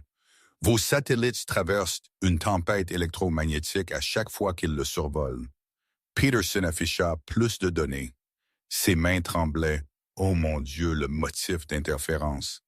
Il correspond exactement au moment de la panne. Chaque crash s'est produit lors d'un passage au-dessus du pool chaud. Pouvez-vous confirmer? Plus de frappes, plus de données. Et puis Peterson se laissa tomber sur sa chaise, l'air d'avoir vu un fantôme. Il a raison. La corrélation est parfaite. Les satellites tombent en panne à cause du pool chaud. La pièce éclata. Des ingénieurs posant des questions. Des cadres exigeant des explications. Vivien se frayant un chemin à travers la foule pour atteindre Marcus. Pouvez-vous le réparer? Il ne s'agit pas de réparer les satellites. Ils vont bien. Vous devez recalibrer leur protocole de blindage pour gérer la charge électromagnétique accrue. Comment? Ajouter un filtre de fréquence au logiciel de navigation. C'est le même principe que la Ferrari. Vous avez affaire à des modèles d'interférence qui sont techniquement dans les paramètres normaux, mais pratiquement perturbateurs. Ajustez les seuils de sensibilité d'environ 0,3% et les satellites devraient pouvoir voler à travers l'interférence sans s'écraser. Peterson tapait déjà. Je peux avoir un correctif logiciel prêt en 2 heures. Faites-le. Vivien a dit qu'il y a autre chose. Marcus a ajouté que le bassin chaud va continuer à s'intensifier. Changement climatique, augmentation de la température des océans. Ce n'est pas un problème ponctuel. Vous devriez intégrer un blindage adaptatif dans la prochaine génération de satellites. Vivien le fixa. Comment savez-vous tout cela? J'avais l'habitude de concevoir des systèmes de propulsion pour les satellites militaires. Les interférences électromagnétiques ont toujours été notre plus grand défi. C'est juste plus grand, papa. Emma tira sa manche. Les effrayés se calment. Marcus regarda l'écran. Les formes d'ondes des 3 satellites en panne se stabilisaient, non pas à cause d'un changement des satellites eux-mêmes, mais parce que Emma les regardait. Il ne le comprenait pas. Il ne l'avait jamais fait. Mais d'une manière ou d'une autre, l'attention de sa fille faisait mieux se comporter les machines, comme si elle savait que quelqu'un l'écoutait. Peterson. Viviane a dit, « Combien de temps avant que nous puissions tester le correctif? » 4 heures pour le téléchargement et la vérification. Faites-le. Tous les autres, faites une pause. Mangez quelque chose. Dormez si vous le pouvez. Nous nous retrouvons à 6 heures du matin. La pièce se vida lentement. Les ingénieurs titubèrent vers la salle de pause. Les cadres passèrent des appels téléphoniques. En quelques minutes, seuls Marcus, Emma et Vivien restèrent. « Merci, Vivien dit doucement. Ne me remerciez pas encore. Le correctif pourrait ne pas fonctionner. Ça marchera. Je sais que ça marchera. » Elle regarda Emma, qui traçait son doigt le long de l'affichage du satellite. Elle est remarquable. Elle a 8 ans. Elle est remarquable et elle a 8 ans. Ce n'est pas mutuellement exclusif. Vivien s'assit lourdement sur une des chaises de conférence. Comment avez-vous su pour le bassin chaud? Je ne savais pas. J'ai juste écouté. Les satellites me disaient que quelque chose les poussait. Emma l'a entendu en premier. Ce n'est pas de l'ingénierie. C'est de l'intuition, de la reconnaissance de forme. Mon père était un ouvrier d'usine. Il pouvait entrer dans n'importe quelle usine de Detroit et vous dire quelle machine était sur le point de tomber en panne juste en écoutant. Il n'avait pas de diplôme. Il n'avait pas d'équipement sophistiqué. Il a juste fait attention et il vous a appris. Il m'a appris que les machines parlent. Il suffit d'écouter. Vivien resta silencieuse un instant. Puis mon père ne m'a jamais rien appris de tel. Il m'a appris à lire des bilans, à négocier des contrats, à virer des gens sans broncher. Il m'a appris que les émotions étaient une faiblesse et la compassion une responsabilité. Il avait tort. L'était-il? Regardez-moi, Marcus, j'ai 36 ans. Je dirige une entreprise de plusieurs milliards de dollars. J'ai plus d'argent que je ne pourrais en dépenser en 10 vies. Et je suis assise ici à 3 heures du matin, terrifié à l'idée que tout ce que j'ai construit est sur le point de s'effondrer. Et la seule personne à qui j'ai pu penser à appeler était mon jardinier. Ancien jardinier. Elle sourit faiblement. Est-ce que votre façon d'accepter le poste que j'ai offert? Non. C'est ma façon de dire que je ne sais plus ce que je suis. Emma grimpa sur les genoux de Marcus et bâilla. Papa, je suis fatigué. Je sais, ma chérie. Nous rentrerons bientôt à la maison. Est-ce que mademoiselle Vivienne peut venir avec nous? Les 2 adultes se turent. Emma leva les yeux vers son père avec les yeux sombres de Rachel. Elle est seule, papa. Sa maison est trop grande et trop silencieuse. Elle devrait venir chez nous. Notre maison est petite, mais elle a de bons sons. Vivienne détourna le regard. Marcus la vit avaler difficilement. Mademoiselle Vivienne a du travail, ma chérie. Mais les machines effrayées dorment maintenant, dit-elle. Alors tout le monde devrait se reposer. C'est ce que tu me dis toujours quand je m'inquiète pour quelque chose. Tu dis que s'inquiéter ne répare rien. Seul le repos et le fait d'essayer à nouveau le font. Elle vous a eu là, dit Vivienne doucement. Emma, s'il te plaît, papa, elle peut avoir mon lit. Je dormirai sur le canapé. Et demain, nous pourrons lui montrer le jardin de tomates. Maman disait toujours que les tomates amélioraient tout. La mention de Rachel frappa Marcus comme un coup de poing dans la poitrine. Il vit Vivien réagir aussi, un éclair de quelque chose sur son visage. « Votre femme a dit ça ?» demanda Vivien. « Maman a dit beaucoup de choses. Elle a dit que la gentillesse n'était rien mais valait tout. Elle a dit que les meilleures personnes étaient celles qui se souvenaient d'être douces même quand elles avaient peur. Elle a dit « Papa devait arrêter d'essayer de sauver le monde et commencer à essayer de se sauver lui-même. » Emma, ça suffit. « Mais papa, j'ai dit ça suffit. » Emma se tut. Elle enfouit son visage contre son épaule et Marcus sentit son souffle s'interrompre. Pas tout à fait pleurer, mais presque. Il l'avait brusquée. Il ne la brusquait jamais. « Je suis désolé, ma chérie. Je ne voulais pas élever la voix. Je voulais juste aider, » murmura-t-elle. « Je sais que tu l'as fait. » Vivien se leva lentement. « Elle a raison, Marcus, surtout. Je suis seul. Ma maison est trop grande et trop silencieuse. Et je ne me souviens pas de la dernière fois où quelqu'un m'a invité quelque part juste parce qu'il voulait de ma compagnie, pas mon argent ou mes relations.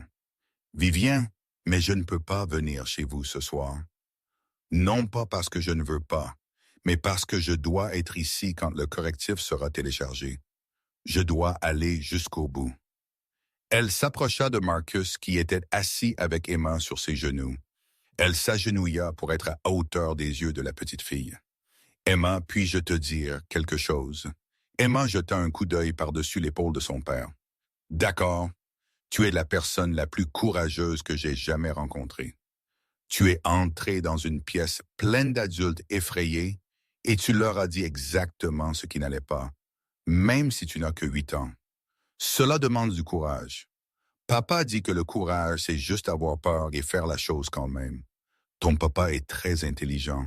Je sais, mais il est aussi triste parfois. Maman lui manque. » Vivien leva les yeux vers Marcus. « Je sais. Est-ce que quelqu'un vous manque aussi, mademoiselle Vivien? »« Oui, mon père me manque tous les jours. Est-ce que ça s'améliore? » Les yeux de Vivien brillèrent. « Je ne sais pas, ma chérie. Je te le dirai quand je le saurai. » Elle se leva et recula. Marcus se leva, soulevant Emma avec lui. « Vous devriez rentrer à la maison, » dit Vivien. « Dormir. Je vous appellerai quand le correctif sera testé. Vous êtes sûr que vous n'avez pas besoin que je reste? » « Je suis sûr que vous en avez fait assez. Plus qu'assez, » elle marqua une pause. « Plus que quiconque n'a jamais fait pour moi. » Marcus hocha la tête. Il commença à se diriger vers la porte. Marcus. Il s'arrêta. « Ce jour-là dans le garage, quand j'ai jeté de l'argent à vos pieds, je l'ai déjà fait à d'autres personnes, des gens qui le méritaient probablement encore moins que vous. Je pensais que c'est comme ça que le pouvoir fonctionnait. On prend ce qu'on veut et on ne s'excuse pas. Et maintenant, je pense que peut-être il existe un autre type de pouvoir. Le genre que votre fille a. Le genre qui donne envie aux gens de vous suivre, non pas parce qu'ils ont peur de vous, mais parce qu'ils vous font confiance. Ce n'est pas du pouvoir, c'est de l'amour. » Vivienne sourit tristement. « Peut-être que c'est ce qui m'a manqué tout ce temps. » Emma leva la tête de l'épaule de Marcus. « Mademoiselle Vivien. »« Oui, ma chérie. Les machines vous aiment. Elles ont peur parce que vous avez peur, mais elles veulent aider. Il suffit de les laisser faire. » Vivienne ne répondit pas. Elle resta là, au milieu de sa salle de conférence vide, entourée de milliards de dollars de technologie et de toute la solitude que l'argent pouvait acheter. Marcus porta Emma jusqu'à l'ascenseur. Au moment où les portes se refermèrent, Emma fit un signe d'adieu et, l'espace d'un instant, Marcus vit Vivien lui rendre son salut. Un petit geste hésitant, comme si elle n'était pas sûre de s'en souvenir. Le trajet de retour fut silencieux. Emma se rendormit en quelques minutes. Marcus garda les yeux sur la route, mais son esprit était ailleurs. Il pensa à Rachel, à la vie qu'ils avaient planifiée ensemble, à toutes les façons dont il l'avait déçue sans même s'en rendre compte. Il pensa à Viviane, à la femme qu'elle était et à la femme qu'elle pouvait devenir. Il pensa à ce que signifiait être à nouveau visible, utiliser ses dons, aider les gens, peut-être enfin commencer à se pardonner. Son téléphone vibra à 5h07 du matin. Le nom de Viviane sur l'écran. Le correctif a fonctionné, dit-elle. Sa voix était épaissie par l'épuisement, mais brillante de soulagement. Les 12 satellites sont opérationnels. Le consortium reste. La réunion du conseil d'administration est annulée. C'est une bonne nouvelle. C'est mieux qu'une bonne nouvelle. C'est un miracle. Vous avez sauvé mon entreprise, Marcus. Vous et votre fille. Nous avons juste écouté. C'est plus que quiconque n'a fait. Elle marqua une pause. Le conseil d'administration veut savoir qui a consulté pour la réparation. Ils veulent vous rencontrer, vous offrir un poste. Je ne suis pas intéressé. Je sais, je leur ai dit ça. Je leur ai dit que vous êtes un consultant privé qui préfère travailler en coulisses. Merci. Mais Marcus, il y a autre chose. Quelque chose que je ne voulais pas dire devant tout le monde hier soir. Qu'est-ce que c'est? Mon père gardait des dossiers privés, des recherches sur lesquelles il travaillait avant de mourir. Je les ai trouvés le mois dernier quand je nettoyais son bureau. Quel genre de recherche? Un nouveau type de système de propulsion, quelque chose de révolutionnaire. Il croyait que cela pouvait changer le voyage spatial pour toujours. Mais il est mort avant de pouvoir le terminer, et aucun de mes ingénieurs ne peut donner un sens à ces notes. Le rythme cardiaque de Marcus augmenta. Pourquoi me dites-vous cela? Parce que je pense que vous êtes peut-être la seule personne qui le peut. La seule personne qui pense comme lui. Une autre pause. Je ne vous offre pas un emploi, Marcus. Je demande de l'aide de la même manière que j'ai demandé hier soir. Regardez juste les dossiers. Dites-moi s'il y a quelque chose. Sinon, je n'en parlerai plus jamais. Marcus y pensa à la vie qu'il avait construite, à l'invisibilité qu'il avait cultivée, à la paix qu'il avait trouvée. Puis il pensa à Emma, lui demandant s'il pouvait réparer le cœur brisé de Vivien. À Rachel, disant qu'il devait arrêter d'essayer de sauver le monde et commencer à essayer de se sauver lui-même. À ce que signifiait vraiment, vraiment écouter non seulement les machines, mais aussi les gens autour de lui. « Envoyez-moi les dossiers, dit-il. « Vraiment? Vraiment? Mais Viviane? »« Oui, cela ne change rien. Je suis toujours jardinier. Je suis toujours le père d'Emma d'abord. Rien d'autre ne passe avant ça. Je ne voudrais pas qu'il en soit autrement. » Elle raccrocha. Marcus s'assit dans l'obscurité de son petit cottage, écoutant sa fille respirer dans la pièce voisine. Pour la première fois en 6 ans, il se sentit à nouveau lui-même, pas la version de lui-même qui s'était cachée du monde. Les sorciers arrivèrent à 7 heures du matin. Marcus préparait le café lorsque son ordinateur portable sonna. Il ouvrit l'email de Vivienne et fixa les pièces jointes. 47 documents, des centaines de pages de notes de recherche, de diagrammes, d'équations et de notes manuscrites dans la marge. Edward Ashford avait été un homme brillant. C'était clair dès la première page. Mais il avait aussi été obsessionnel, dispersé. Ses notes passaient d'un concept à l'autre, sans structure claire, comme si son esprit bougeait trop vite pour que ses mains suivent. Marcus reconnut le schéma. Il avait été le même autrefois. Emma entra dans la cuisine, toujours en pyjama. « Qu'est-ce que c'est, papa? » « Des trucs de travail, ma chérie. Je pensais que tu ne faisais plus de trucs de travail.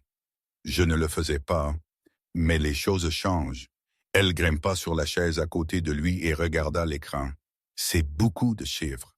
C'est vrai. Que signifie-t-il? Je ne sais pas encore. Je suis encore en train de comprendre. » Emma étudia les équations un instant, puis elle désigna un diagramme près du bas de la page. Cette partie semble fausse. Marcus fronça les sourcils. « Que veux-tu dire? Les cercles, ils ne sont pas équilibrés. Tu vois comment celui-ci est plus grand que les autres? Il ne devrait pas l'être.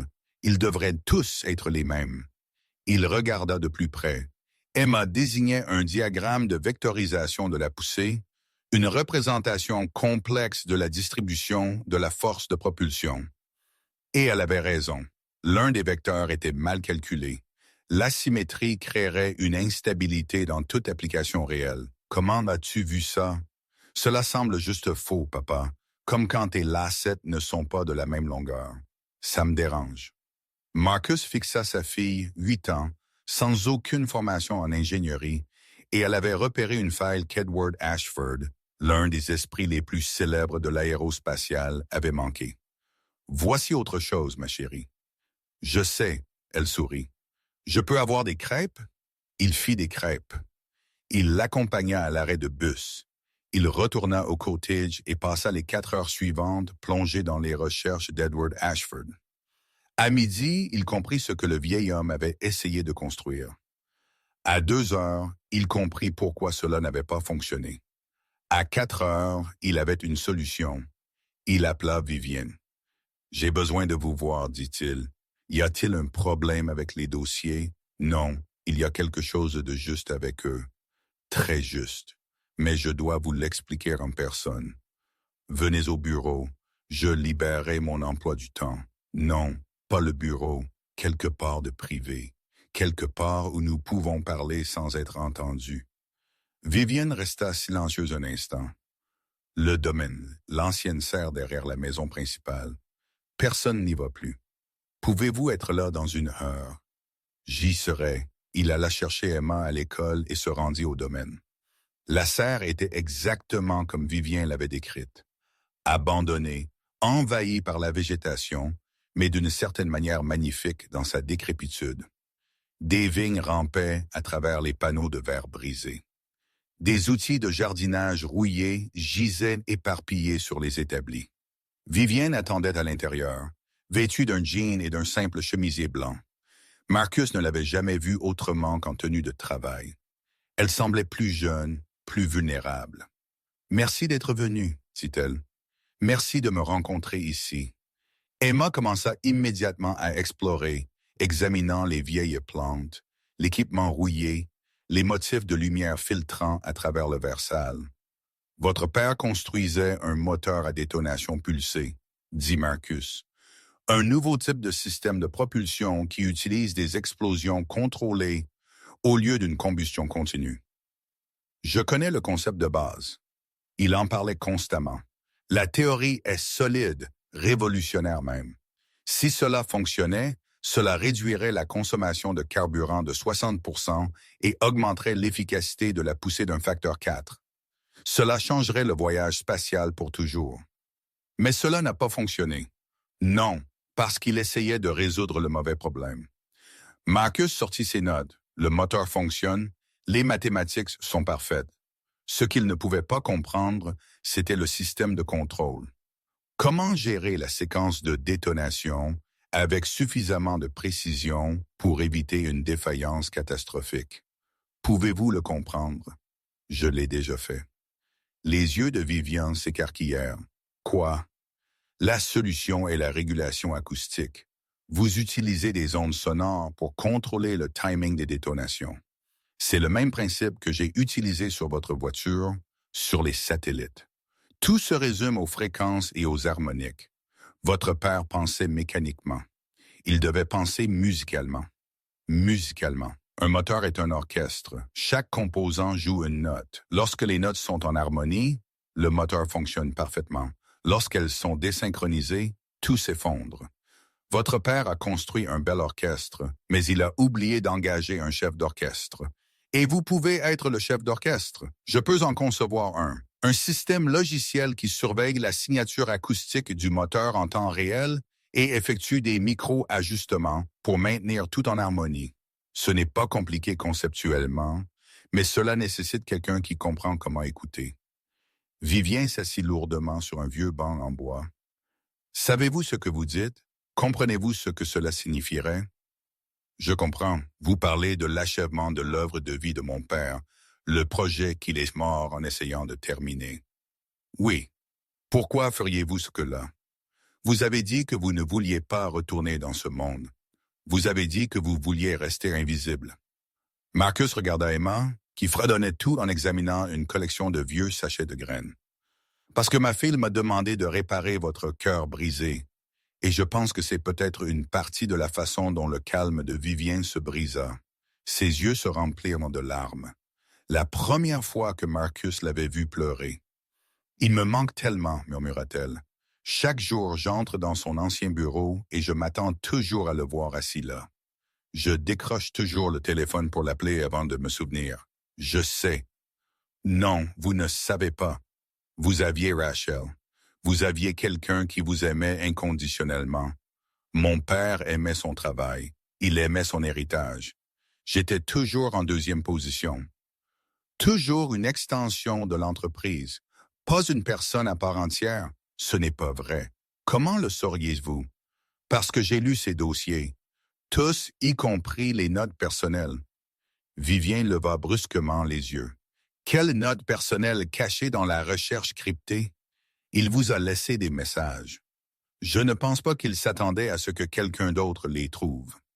Marcus lui tendit une page imprimée. Les mains de Vivien tremblèrent en lisant. L'écriture de son père était pâle mais indubitable. Vivien, si tu lis ceci, cela signifie que je suis parti et que tu continues à te battre. Je suis désolé de ne jamais te l'avoir dit en personne. Je n'ai jamais été bon avec les mots qui n'étaient pas des équations. Mais tu es ma plus grande réussite. Pas l'entreprise, pas les satellites, pas même ce moteur que j'ai passé des années à essayer de perfectionner. Toi, tu es tout ce que j'espérais que tu deviendrais, et plus encore. J'ai été dur avec toi parce que le monde serait plus dur. Je t'ai poussé parce que je savais que tu pouvais supporter. Mais j'aurais dû te dire que j'étais fouette et fier de toi tous les jours. Chaque jour, je t'aime, ma chérie. Je t'ai toujours aimé. Termine ce que j'ai commencé. Non pas parce que le monde en a besoin, mais parce que je crois que tu es la seule qui le peut. Papa. Vivien craqua. Elle sanglota. Des sanglots profonds et déchirants qui secouèrent tout son corps. Des années de chagrin, des années de doute, des années à se demander si elle avait jamais été suffisante. Tout s'échappant d'un coup. Marcus ne la toucha pas, n'essaya pas de la réconforter avec des mots. Il s'assit juste à côté d'elle et la laissa pleurer. Emma s'approcha, son petit visage sérieux. Elle grimpa sur le banc à côté de Vivien et lui prit la main. « C'est normal de pleurer, » dit Emma. « Pleurer, c'est comme ça qu'on laisse la douleur sortir pour qu'elle ne reste pas coincée à l'intérieur. » Vivien rit à travers ses larmes. « Ton papa t'a appris ça? » « Non, ma maman l'a fait avant qu'elle n'aille lui au ciel. » Vivien serra Emma dans ses bras. La petite fille s'accrocha fort et pendant un long moment, personne ne parla. Lorsque Viviane se calma enfin, son visage était différent, plus doux, plus ouvert. « Je suis désolé, » dit-elle. « Je ne m'excuse pas d'habitude, » dit Marcus. « Tout le monde a besoin de s'effondrer parfois. C'est comme ça que nous nous reconstruisons plus fort. C'est une sagesse de votre père. De Rachel, en fait, elle l'a dit la nuit après la naissance d'Emma. J'étais terrifié, convaincu que je serais un père terrible. Elle m'a regardé et a dit « Tu vas faire beaucoup d'erreurs et ensuite tu vas les réparer. C'est ce que font les parents. C'est ce que font les gens. S'effondrer, se reconstruire et continuer. » Elle semble incroyable. Elle l'était. Vivien essuya ses yeux. « Je veux que vous construisiez le moteur, non pas en tant que consultant, mais en tant que partenaire. Votre nom à côté de celui de mon père sur le brevet. Plein crédit pour la solution que vous avez créée. Je n'ai pas besoin de crédit, mais vous le méritez. Vous méritez d'être vu, Marcus. Vous avez passé 6 ans à vous cacher du monde, à vous cacher de vous-même. Ne pensez-vous pas qu'il est temps d'arrêter? » Il regarda Emma. Elle le regardait avec ses yeux connaisseurs. « Qu'en penses-tu, ma chérie? Papa devrait-il arrêter de se cacher? » « Oui, dit Emma sans hésitation. « Maman a toujours dit que tu étais trop important pour être invisible. Elle a dit que le monde avait besoin de gens qui pouvaient t'écouter, et tu étais le meilleur auditeur qu'elle ait jamais rencontré. » Les mots de Rachel passant par leur fille comme un message d'au-delà. D'accord, dit Marcus doucement. Je le ferai, mais à mes conditions. Nommez-les. Premièrement, je travaille de la maison. Je ne viendrai pas au bureau. Je ne voyagerai pas. La vie d'Emma ne change pas. Convenu. Deuxièmement, Emma reste impliquée. Si elle veut t'aider, elle aide. Elle a un don, Vivienne. Je ne le comprends pas, mais je ne l'ignorerai pas. Convenu. Troisièmement, ce projet ne concerne pas le profit. Il s'agit du rêve de votre père, la technologie qui sert tout le monde. Si nous allons construire quelque chose qui change le monde, cela devrait le changer pour les gens qui en ont le plus besoin. Vivien sourit, le vrai sourire, celui qui transformait son visage. Mon père vous aurait beaucoup aimé, j'espère. Ils se serrèrent la main, mais cette fois, cela ressemblait moins à un accord commercial et plus à une promesse. Les mois qui suivirent furent les plus intenses de la vie de Marcus. Il aménagea un espace de travail dans le cottage des ordinateurs, des logiciels d'ingénierie, de l'équipement d'audio. Les dessins d'Emma couvraient les murs côte à côte avec des schémas complexes. Vivien venait 2 fois par semaine. Elle arrivait après le travail, toujours dans ses vêtements d'affaires, et restait des heures. Parfois, il travaillait sur le moteur. Parfois, il parlait juste. Elle lui raconta son enfance, la pression, les attentes, le père qui montrait son amour par des exigences au lieu de mots. Il lui raconta Rachel, la façon dont elle riait, la façon dont elle pouvait rendre n'importe quelle pièce comme une maison, la façon dont sa perte l'avait vidé et l'avait laissé se demander s'il se sentirait d'un jour à nouveau entier. Emma observait tout avec son attention tranquille. Elle leur préparait du thé. Elle signalait quand Marcus devenait frustré et avait besoin d'une pause. Elle posait des questions à Viviane sur sa journée avec une curiosité sincère. « Votre fille m'apprend à être humaine à nouveau. » Viviane dit un soir. « Elle a cet effet sur les gens. Comment fait-elle?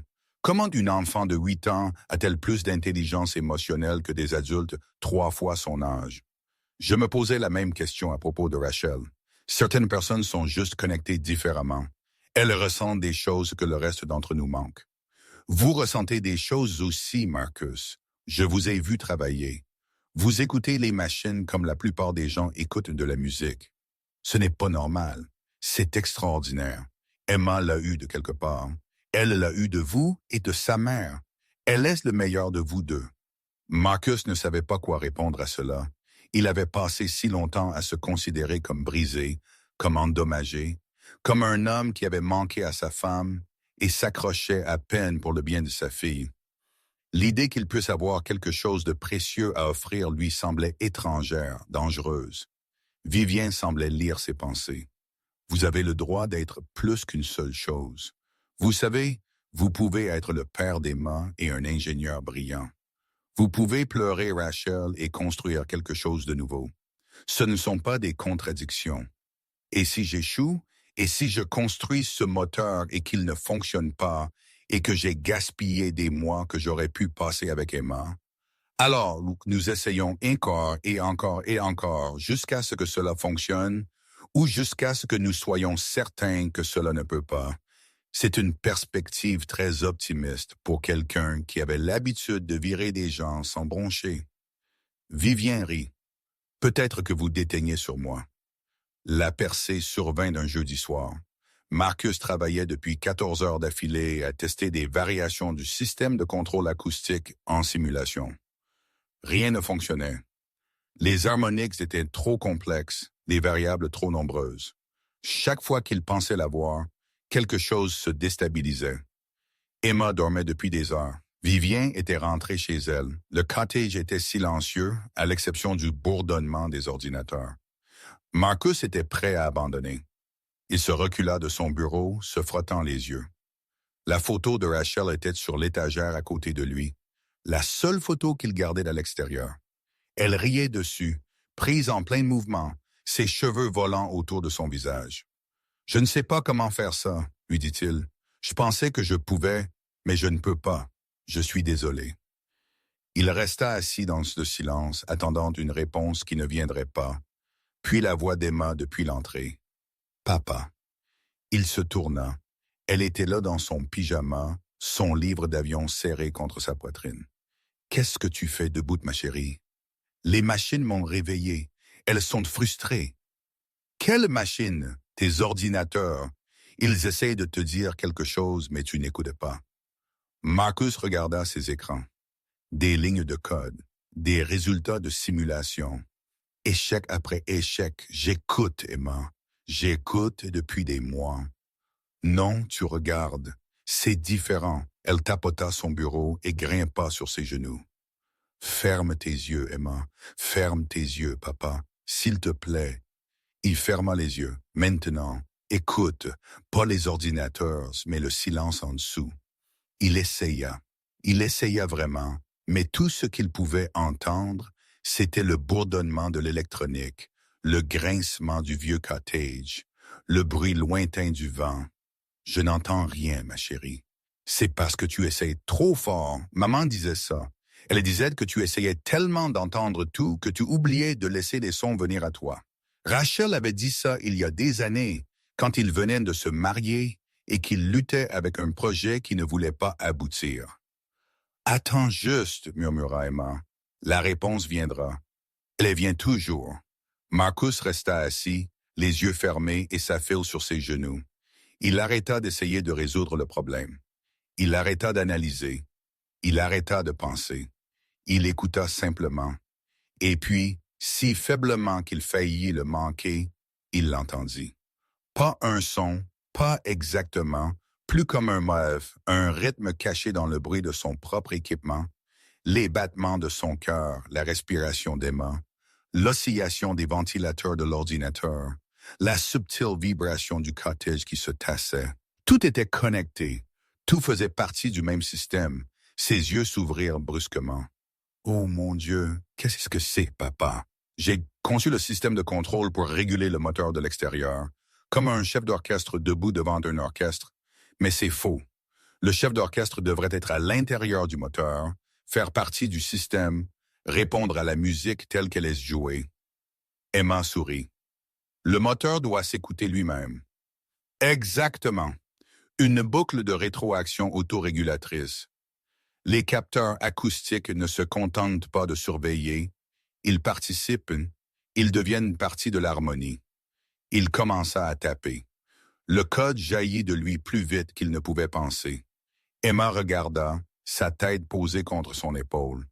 À l'aube, il avait un modèle fonctionnel. À midi, les simulations tournaient proprement. Le soir, il avait appelé Vivien.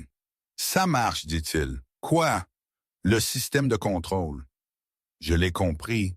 Emma l'a compris. »« Ça marche. » Vivien resta silencieux si longtemps qu'il crut que l'appel avait été coupé. « Êtes-vous sûr? » demanda-t-elle finalement. « Je suis sûr. Nous devons construire un prototype, un test physique, mais les maths sont solides. Les simulations sont parfaites. »« Vivien, c'est réel, ça va marcher. » Il l'entendit retenir son souffle. Puis elle riait et pleurait en même temps. « Mon père, dit-elle, mon père serait si fier. » Il l'était déjà. Il vous l'a dit dans cette lettre. « Je sais, mais maintenant je le crois. » Marcus regarda Emma qui s'était endormie à son bureau, la tête posée sur ses bras. « Merci, Betty, » dit-il doucement. « De quoi? De croire en moi, de me donner une raison d'arrêter de me cacher. Vous vous êtes donné la raison, Marcus. Je vous ai juste rappelé qu'elle était là. » Elle raccrocha. Marcus porta Emma dans son lit, l'aborda et lui embrassa le front. « Merci, ma chérie, » murmura-t-il. « Pour tout. » Emma marmonna quelque chose dans son sommeil. « C'était peut-être de rien, papa. Ou c'était peut-être autre chose. » Quoi qu'il en soit, Marcus Bennett s'endormit cette nuit-là en ressentant quelque chose qu'il n'avait pas ressenti depuis 6 ans. L'espoir, un espoir réel, sans défense, terrifiant. Et pour une fois, il ne le repoussa pas. Le prototype prit 6 mois à construire. Vivien le finança personnellement, non pas par l'entreprise, non pas par des investisseurs, juste son propre argent. Elle dit qu'elle ne voulait pas d'autres empreintes digitales sur le rêve de son père. Marcus travaillait depuis le cottage, concevant chaque composant, testant chaque système.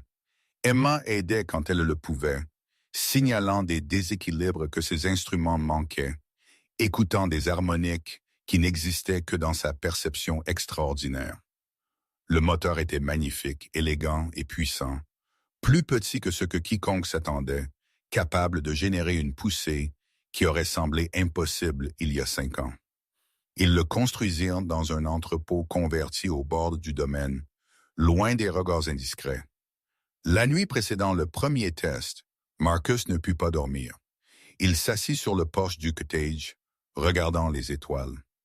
Rachel avait aimé les étoiles. Elle disait qu'elles étaient la preuve que l'univers était plus grand que n'importe quel problème qu'il pouvait affronter. Vous pensez à elle. Il se retourna. Vivien marchait vers lui, enveloppé dans un manteau contre l'air frais de la nuit. « Comment saviez-vous que j'étais ici? » « Je ne pouvais pas dormir non plus. J'ai vu que votre lumière était éteinte, mais votre porte était ouverte. J'ai pensé que vous seriez quelque part en train de broyer du noir. Je ne brouille pas du noir. Vous broyez absolument du noir. Vous êtes la personne qui broie le plus du noir que j'ai jamais rencontrée. » Elle s'assit à côté de lui sur les marches du porche. « À quoi pensez-vous pour demain?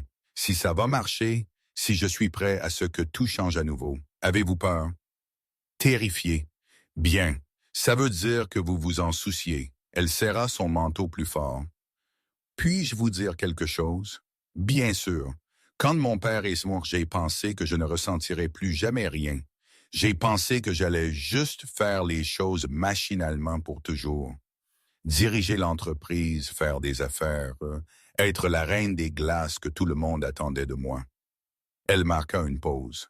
« Puis vous avez réparé ma voiture. C'était juste un travail mécanique. Non, ce n'était pas ça. C'était la première fois en 3 ans que quelqu'un voyait à travers moi.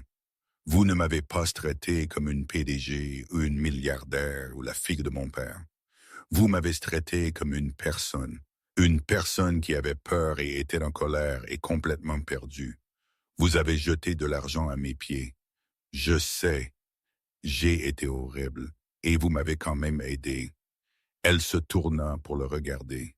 « Pourquoi? » Marcus y pensa. « Parce qu'Emma me l'a demandé. C'est la seule raison. » Non, il rencontra ses yeux, parce que j'ai vu quelque chose en vous, quelque chose de brisé. Et je l'ai reconnu parce que j'étais brisé aussi. Êtes-vous toujours brisé? Je ne sais pas. Peut-être. Mais ça semble différent maintenant. Comme si les pièces commençaient à s'assembler à nouveau, même si elles ne ressemblent pas à avant. Vivien resta silencieuse un instant. Puis elle tendit de la main et lui prit de la sienne. Marcus ne retira pas sa main. « Quoi qu'il arrive demain, dit-elle, je veux que vous sachiez que vous avez déjà changé ma vie. Vous et Emma, vous m'avez donné quelque chose que je ne pensais plus jamais avoir. » Qu'est-ce que c'est? Une famille. Le mot resta suspendu dans l'air entre eux. Lourd, significatif. Vivien, je ne demande rien. Je vous dis juste que c'est ce que vous êtes devenu pour moi, une famille. Et je ne veux pas perdre ça, quoi qu'il arrive avec le moteur. Marcus lui serra la main. Vous ne le perdrez pas, promis? Je promets. Ils restèrent assis là jusqu'à l'aube sur le domaine, se tenant toujours la main, regardant les étoiles s'estomper à la lumière du jour. Le test était prévu pour 10 heures du matin. Seulement 5 personnes étaient présentes. Marcus, Viviane, Emma et 2 ingénieurs de confiance qui avaient signé des accords de confidentialité. Pas de presse, pas de fast, juste les personnes qui devaient être là. Le moteur était au centre de l'entrepôt, connecté à l'équipement de surveillance et aux conduites de carburant. Il semblait presque organique, des courbes et des angles qui semblaient s'écouler les uns dans les autres, comme une chose vivante. « C'est joli, » dit Emma. « Ça a l'air joyeux. » « Il ne tourne pas encore, ma chérie. »« Je sais, mais il le veut. Il a attendu. » Marcus s'agenouilla à côté d'elle. « Es-tu prête? »« Oui, papa. Et toi? » Il regarda le moteur. Vivienne debout les bras croisés, son visage un masque d'anxiété contrôlée, les 2 ingénieurs vérifiant leur lecture. « Oui, dit-il. Je suis prêt. » Il se dirigea vers le poste de commande. Ses mains étaient instables, même si son cœur battait fort. Début de la séquence d'allumage, annonça-t-il. La première phase s'activa. Le carburant commença à circuler dans les conduites. Les capteurs acoustiques s'activèrent, leur lecture défilant sur son moniteur. Harmonique stable, rapporta l'un des ingénieurs. Tous les systèmes sont nominaux. Procédons à la phase 2. Le moteur ronronna. Pas un ronronnement mécanique. Quelque chose de plus profond, plus riche, comme une note tenue parfaitement juste. Emma ferma les yeux et sourit. Le voilà. La phase de chant 2 est terminée. Préparation de la séquence de détonation. C'était le moment, la percée ou l'échec. Le point où le moteur d'Edward Ashford s'était toujours effondré. Marcus regarda Vivienne. Elle hocha la tête une fois. Il appuya sur le bouton. La première détonation se déclencha. Une explosion contrôlée parfaitement chronométrée, générant une poussée qui pressait contre les retenues du test. Le système de contrôle acoustique répondit instantanément, ajustant le timing de la détonation suivante de microsecondes. « Séquence stable », dit l'ingénieur, l'incrédulité dans la voix. « Mon Dieu, c'est réellement stable. » Une autre détonation, un autre ajustement. Le moteur chantait maintenant. Chaque explosion une note dans une symphonie de puissance contrôlée. Poussée dépassant les projections, rapporta le second ingénieur. Efficacité énergétique à 63% au-dessus de la référence. C'est impossible. Pas impossible, dit Marcus doucement. Juste différent. Le test dura 3 minutes. 3 minutes de fonctionnement parfait. 3 minutes d'un moteur qui aurait dû se déchirer, tournant plus doucement que tout ce qu'aucun d'eux n'avait jamais vu. Puis Marcus l'arrêta. L'entrepôt devint silencieux. Pendant un long moment, personne ne bougea. Puis Vivienne commença à rire. Elle rit jusqu'à ce que les larmes coulent sur son visage, jusqu'à ce qu'elle soit pliée en deux par la force de cela. « Ça marche, halta-t-elle. Ça marche vraiment. » Emma courut vers Marcus et le serra dans ses bras. « Papa, tu l'as fait. Le moteur est si heureux. » Il serra fort sa fille et regarda la machine qu'ils avaient construite.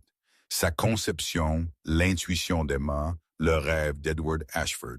« Nous l'avons fait, » dit-il, tous ensemble. Vivienne s'approcha d'eux, essuyant ses yeux. « Mon père aurait tout donné pour voir ça. Il l'a vu à travers vous, à travers les notes qu'il a laissées, à travers la recherche qu'il a commencée. Ce n'est pas seulement notre réussite, Vivienne, c'est la sienne aussi. » Elle les serra tous les deux dans ses bras. Marcus et Emma ensemble. « Merci, murmura-t-elle. Merci à vous deux. » La nouvelle ne pouvait pas être contenue pour toujours. En un mois, le bruit avait couru. Un système de propulsion révolutionnaire, une milliardaire Harris et un ingénieur inconnu, une petite fille qui pouvait entendre les machines chanter. La presse devint folle. Marcus refusa toutes les interviews. Vivienne s'occupa du côté public, mais elle lui donna toujours le crédit, mentionna toujours son nom, l'appela toujours le moteur Bennett Ashford. « Vous devriez être le visage de ça, lui dit-elle. Vous méritez la reconnaissance. » « Je ne veux pas de reconnaissance. Je veux être à la maison quand Emma descend du bus scolaire. Vous pouvez avoir les deux. » « Non, je ne peux pas. Pas de la façon dont vous l'entendez. » Il la regarda. « J'ai déjà parcouru ce chemin. Je sais où il mène. La célébrité et les interviews et l'attention constante. Ce n'est pas de la vie. C'est une performance. Je ne performerai plus. Même si cela signifie que le monde ne saura jamais qui vous êtes vraiment. Les gens qui comptent de Cheminette, Emma le sait. Vous le savez, c'est suffisant. » Vivienne l'étudia un long moment. « Vous êtes l'homme le plus étrange que j'ai jamais rencontré. Vous l'avez déjà dit. C'est toujours vrai. L'argent vint ensuite. Accords de licence, contrats gouvernementaux, partenariats internationaux.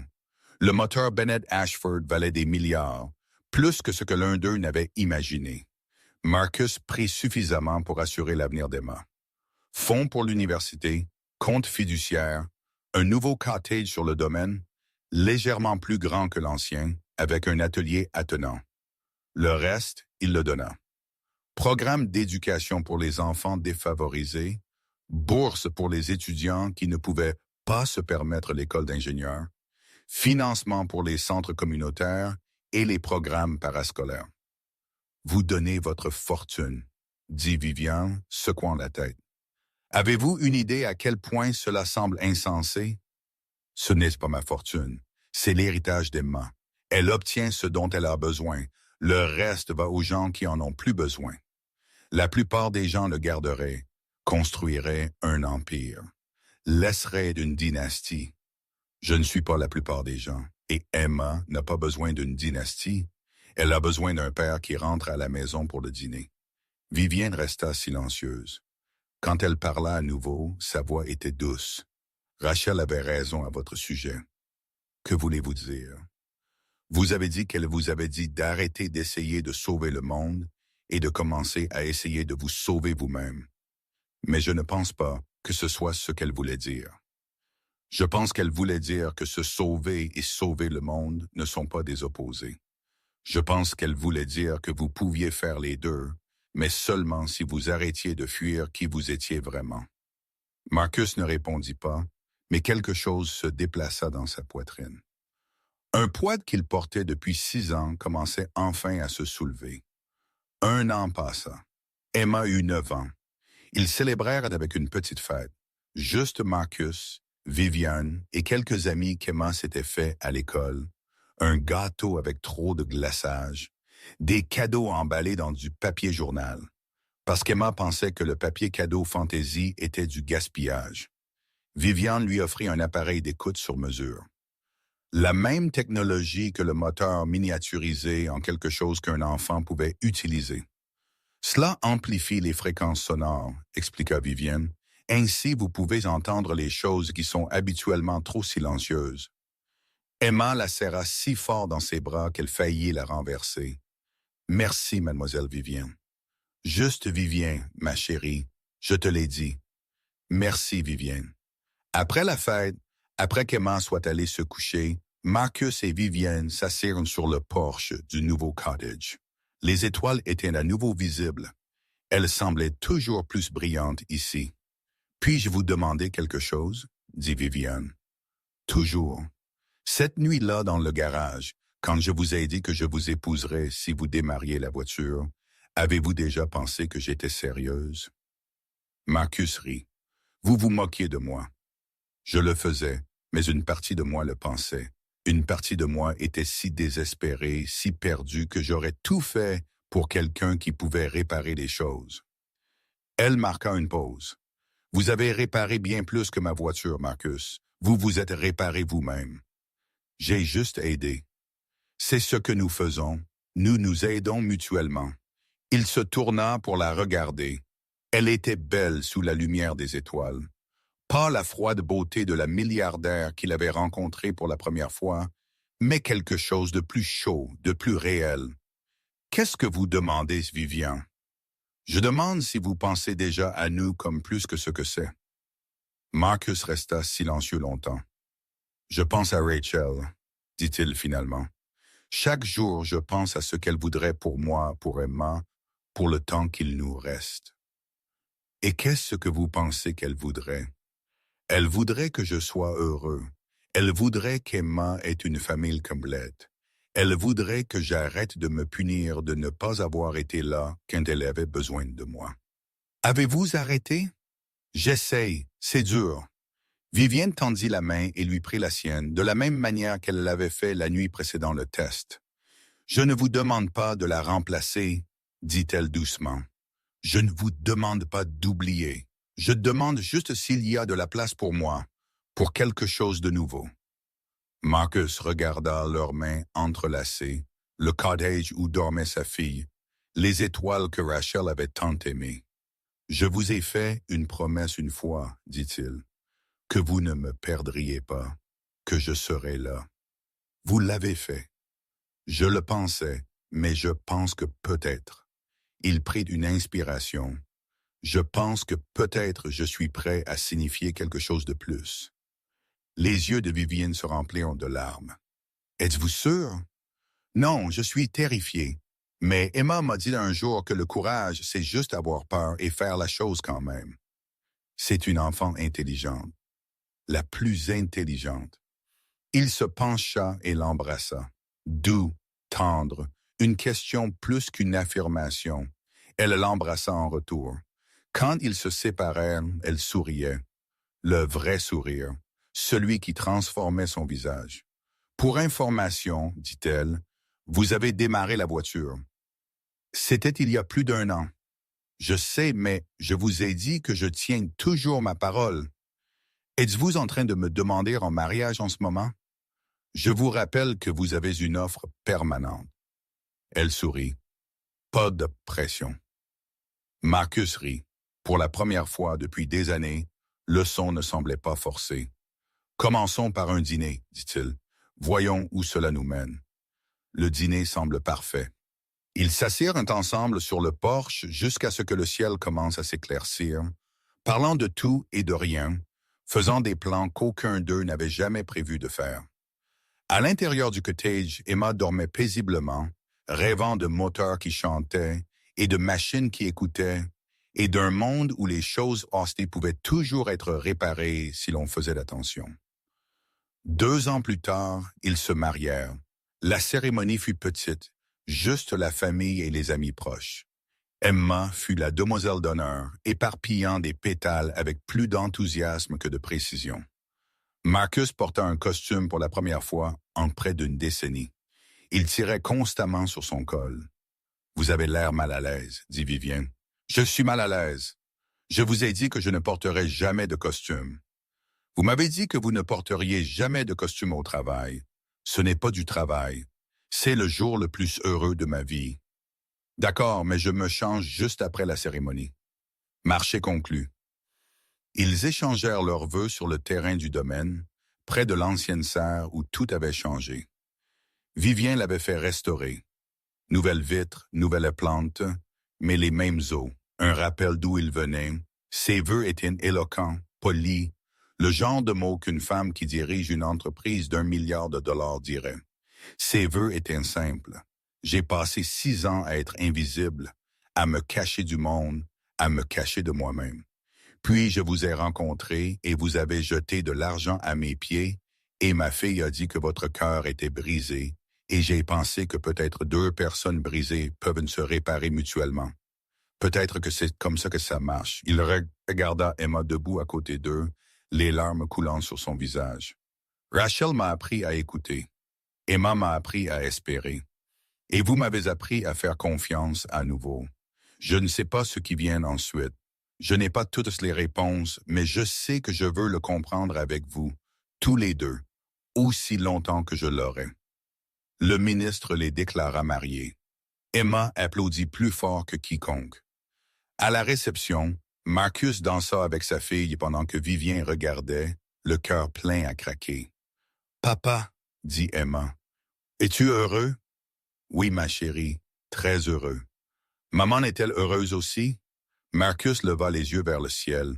Le soleil se couchait, peignant tout en or. « Oui, dit-il doucement, je pense qu'elle l'est.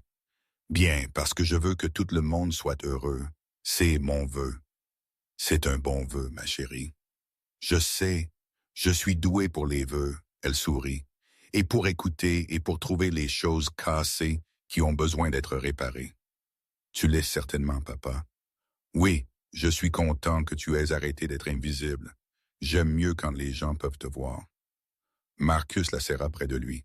Moi aussi, ma chérie, moi aussi. Les années qui suivirent furent des bonnes. Le moteur Bennett Ashford changea le monde comme Edward Ashford l'avait rêvé. Le voyage spatial devint moins cher, plus propre, plus accessible. Les satellites qui avaient failli tomber en panne alimentaient maintenant des réseaux de communication à travers le monde. Marcus ne retourna jamais à travailler à plein temps. Il consulta lorsque des problèmes intéressants se présentaient. Toujours depuis chez lui, toujours avec l'apport d'Emma quand elle le voulait.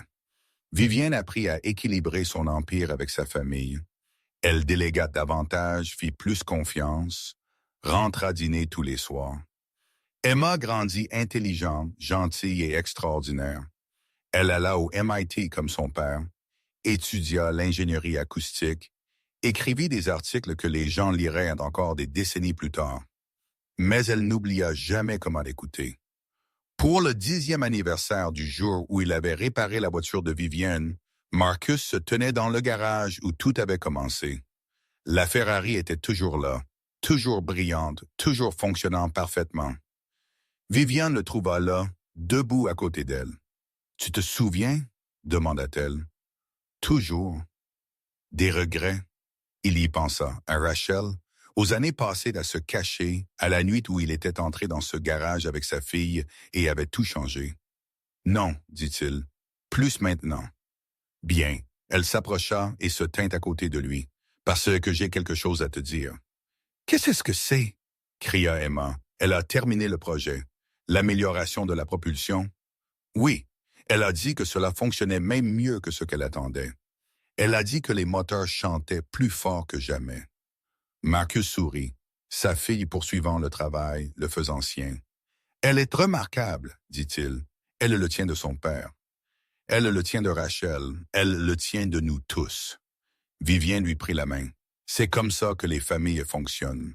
Nous portons des morceaux les uns des autres, et ces morceaux deviennent quelque chose de nouveau. » Marcus regarda la femme qu'il avait épousée, la femme qui lui avait jeté de l'argent aux pieds et s'était moquée de lui et l'avait défié et l'avait aimé.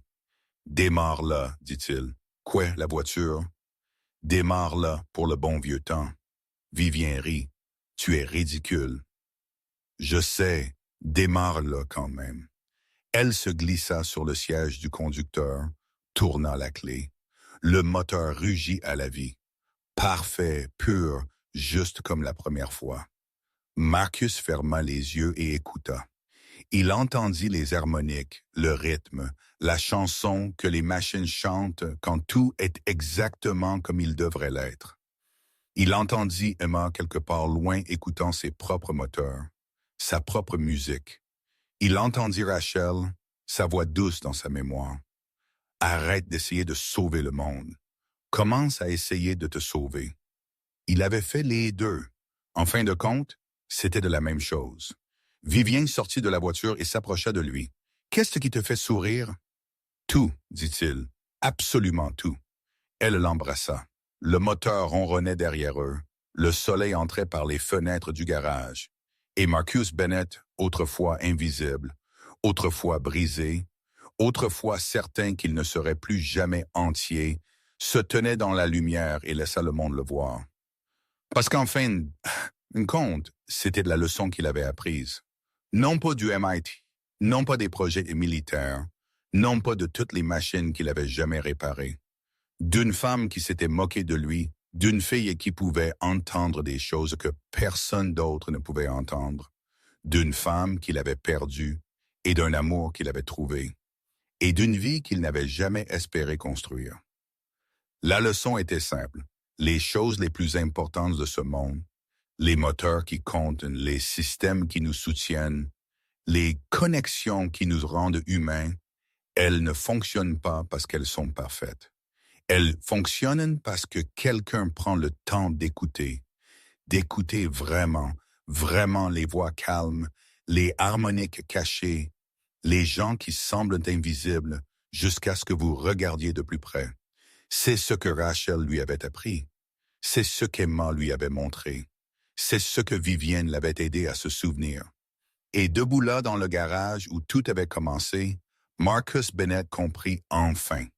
Il n'était jamais destiné à être invisible. Il était destiné à être exactement qui il était. Un auditeur, un guérisseur, un père-père, un mari, un homme qui pouvait entendre ce dont le monde avait besoin et trouvait le courage de répondre. C'était son don. C'était son but. C'était le seul héritage qui valait la peine d'être laissé. Et c'était plus que suffisant. Fin.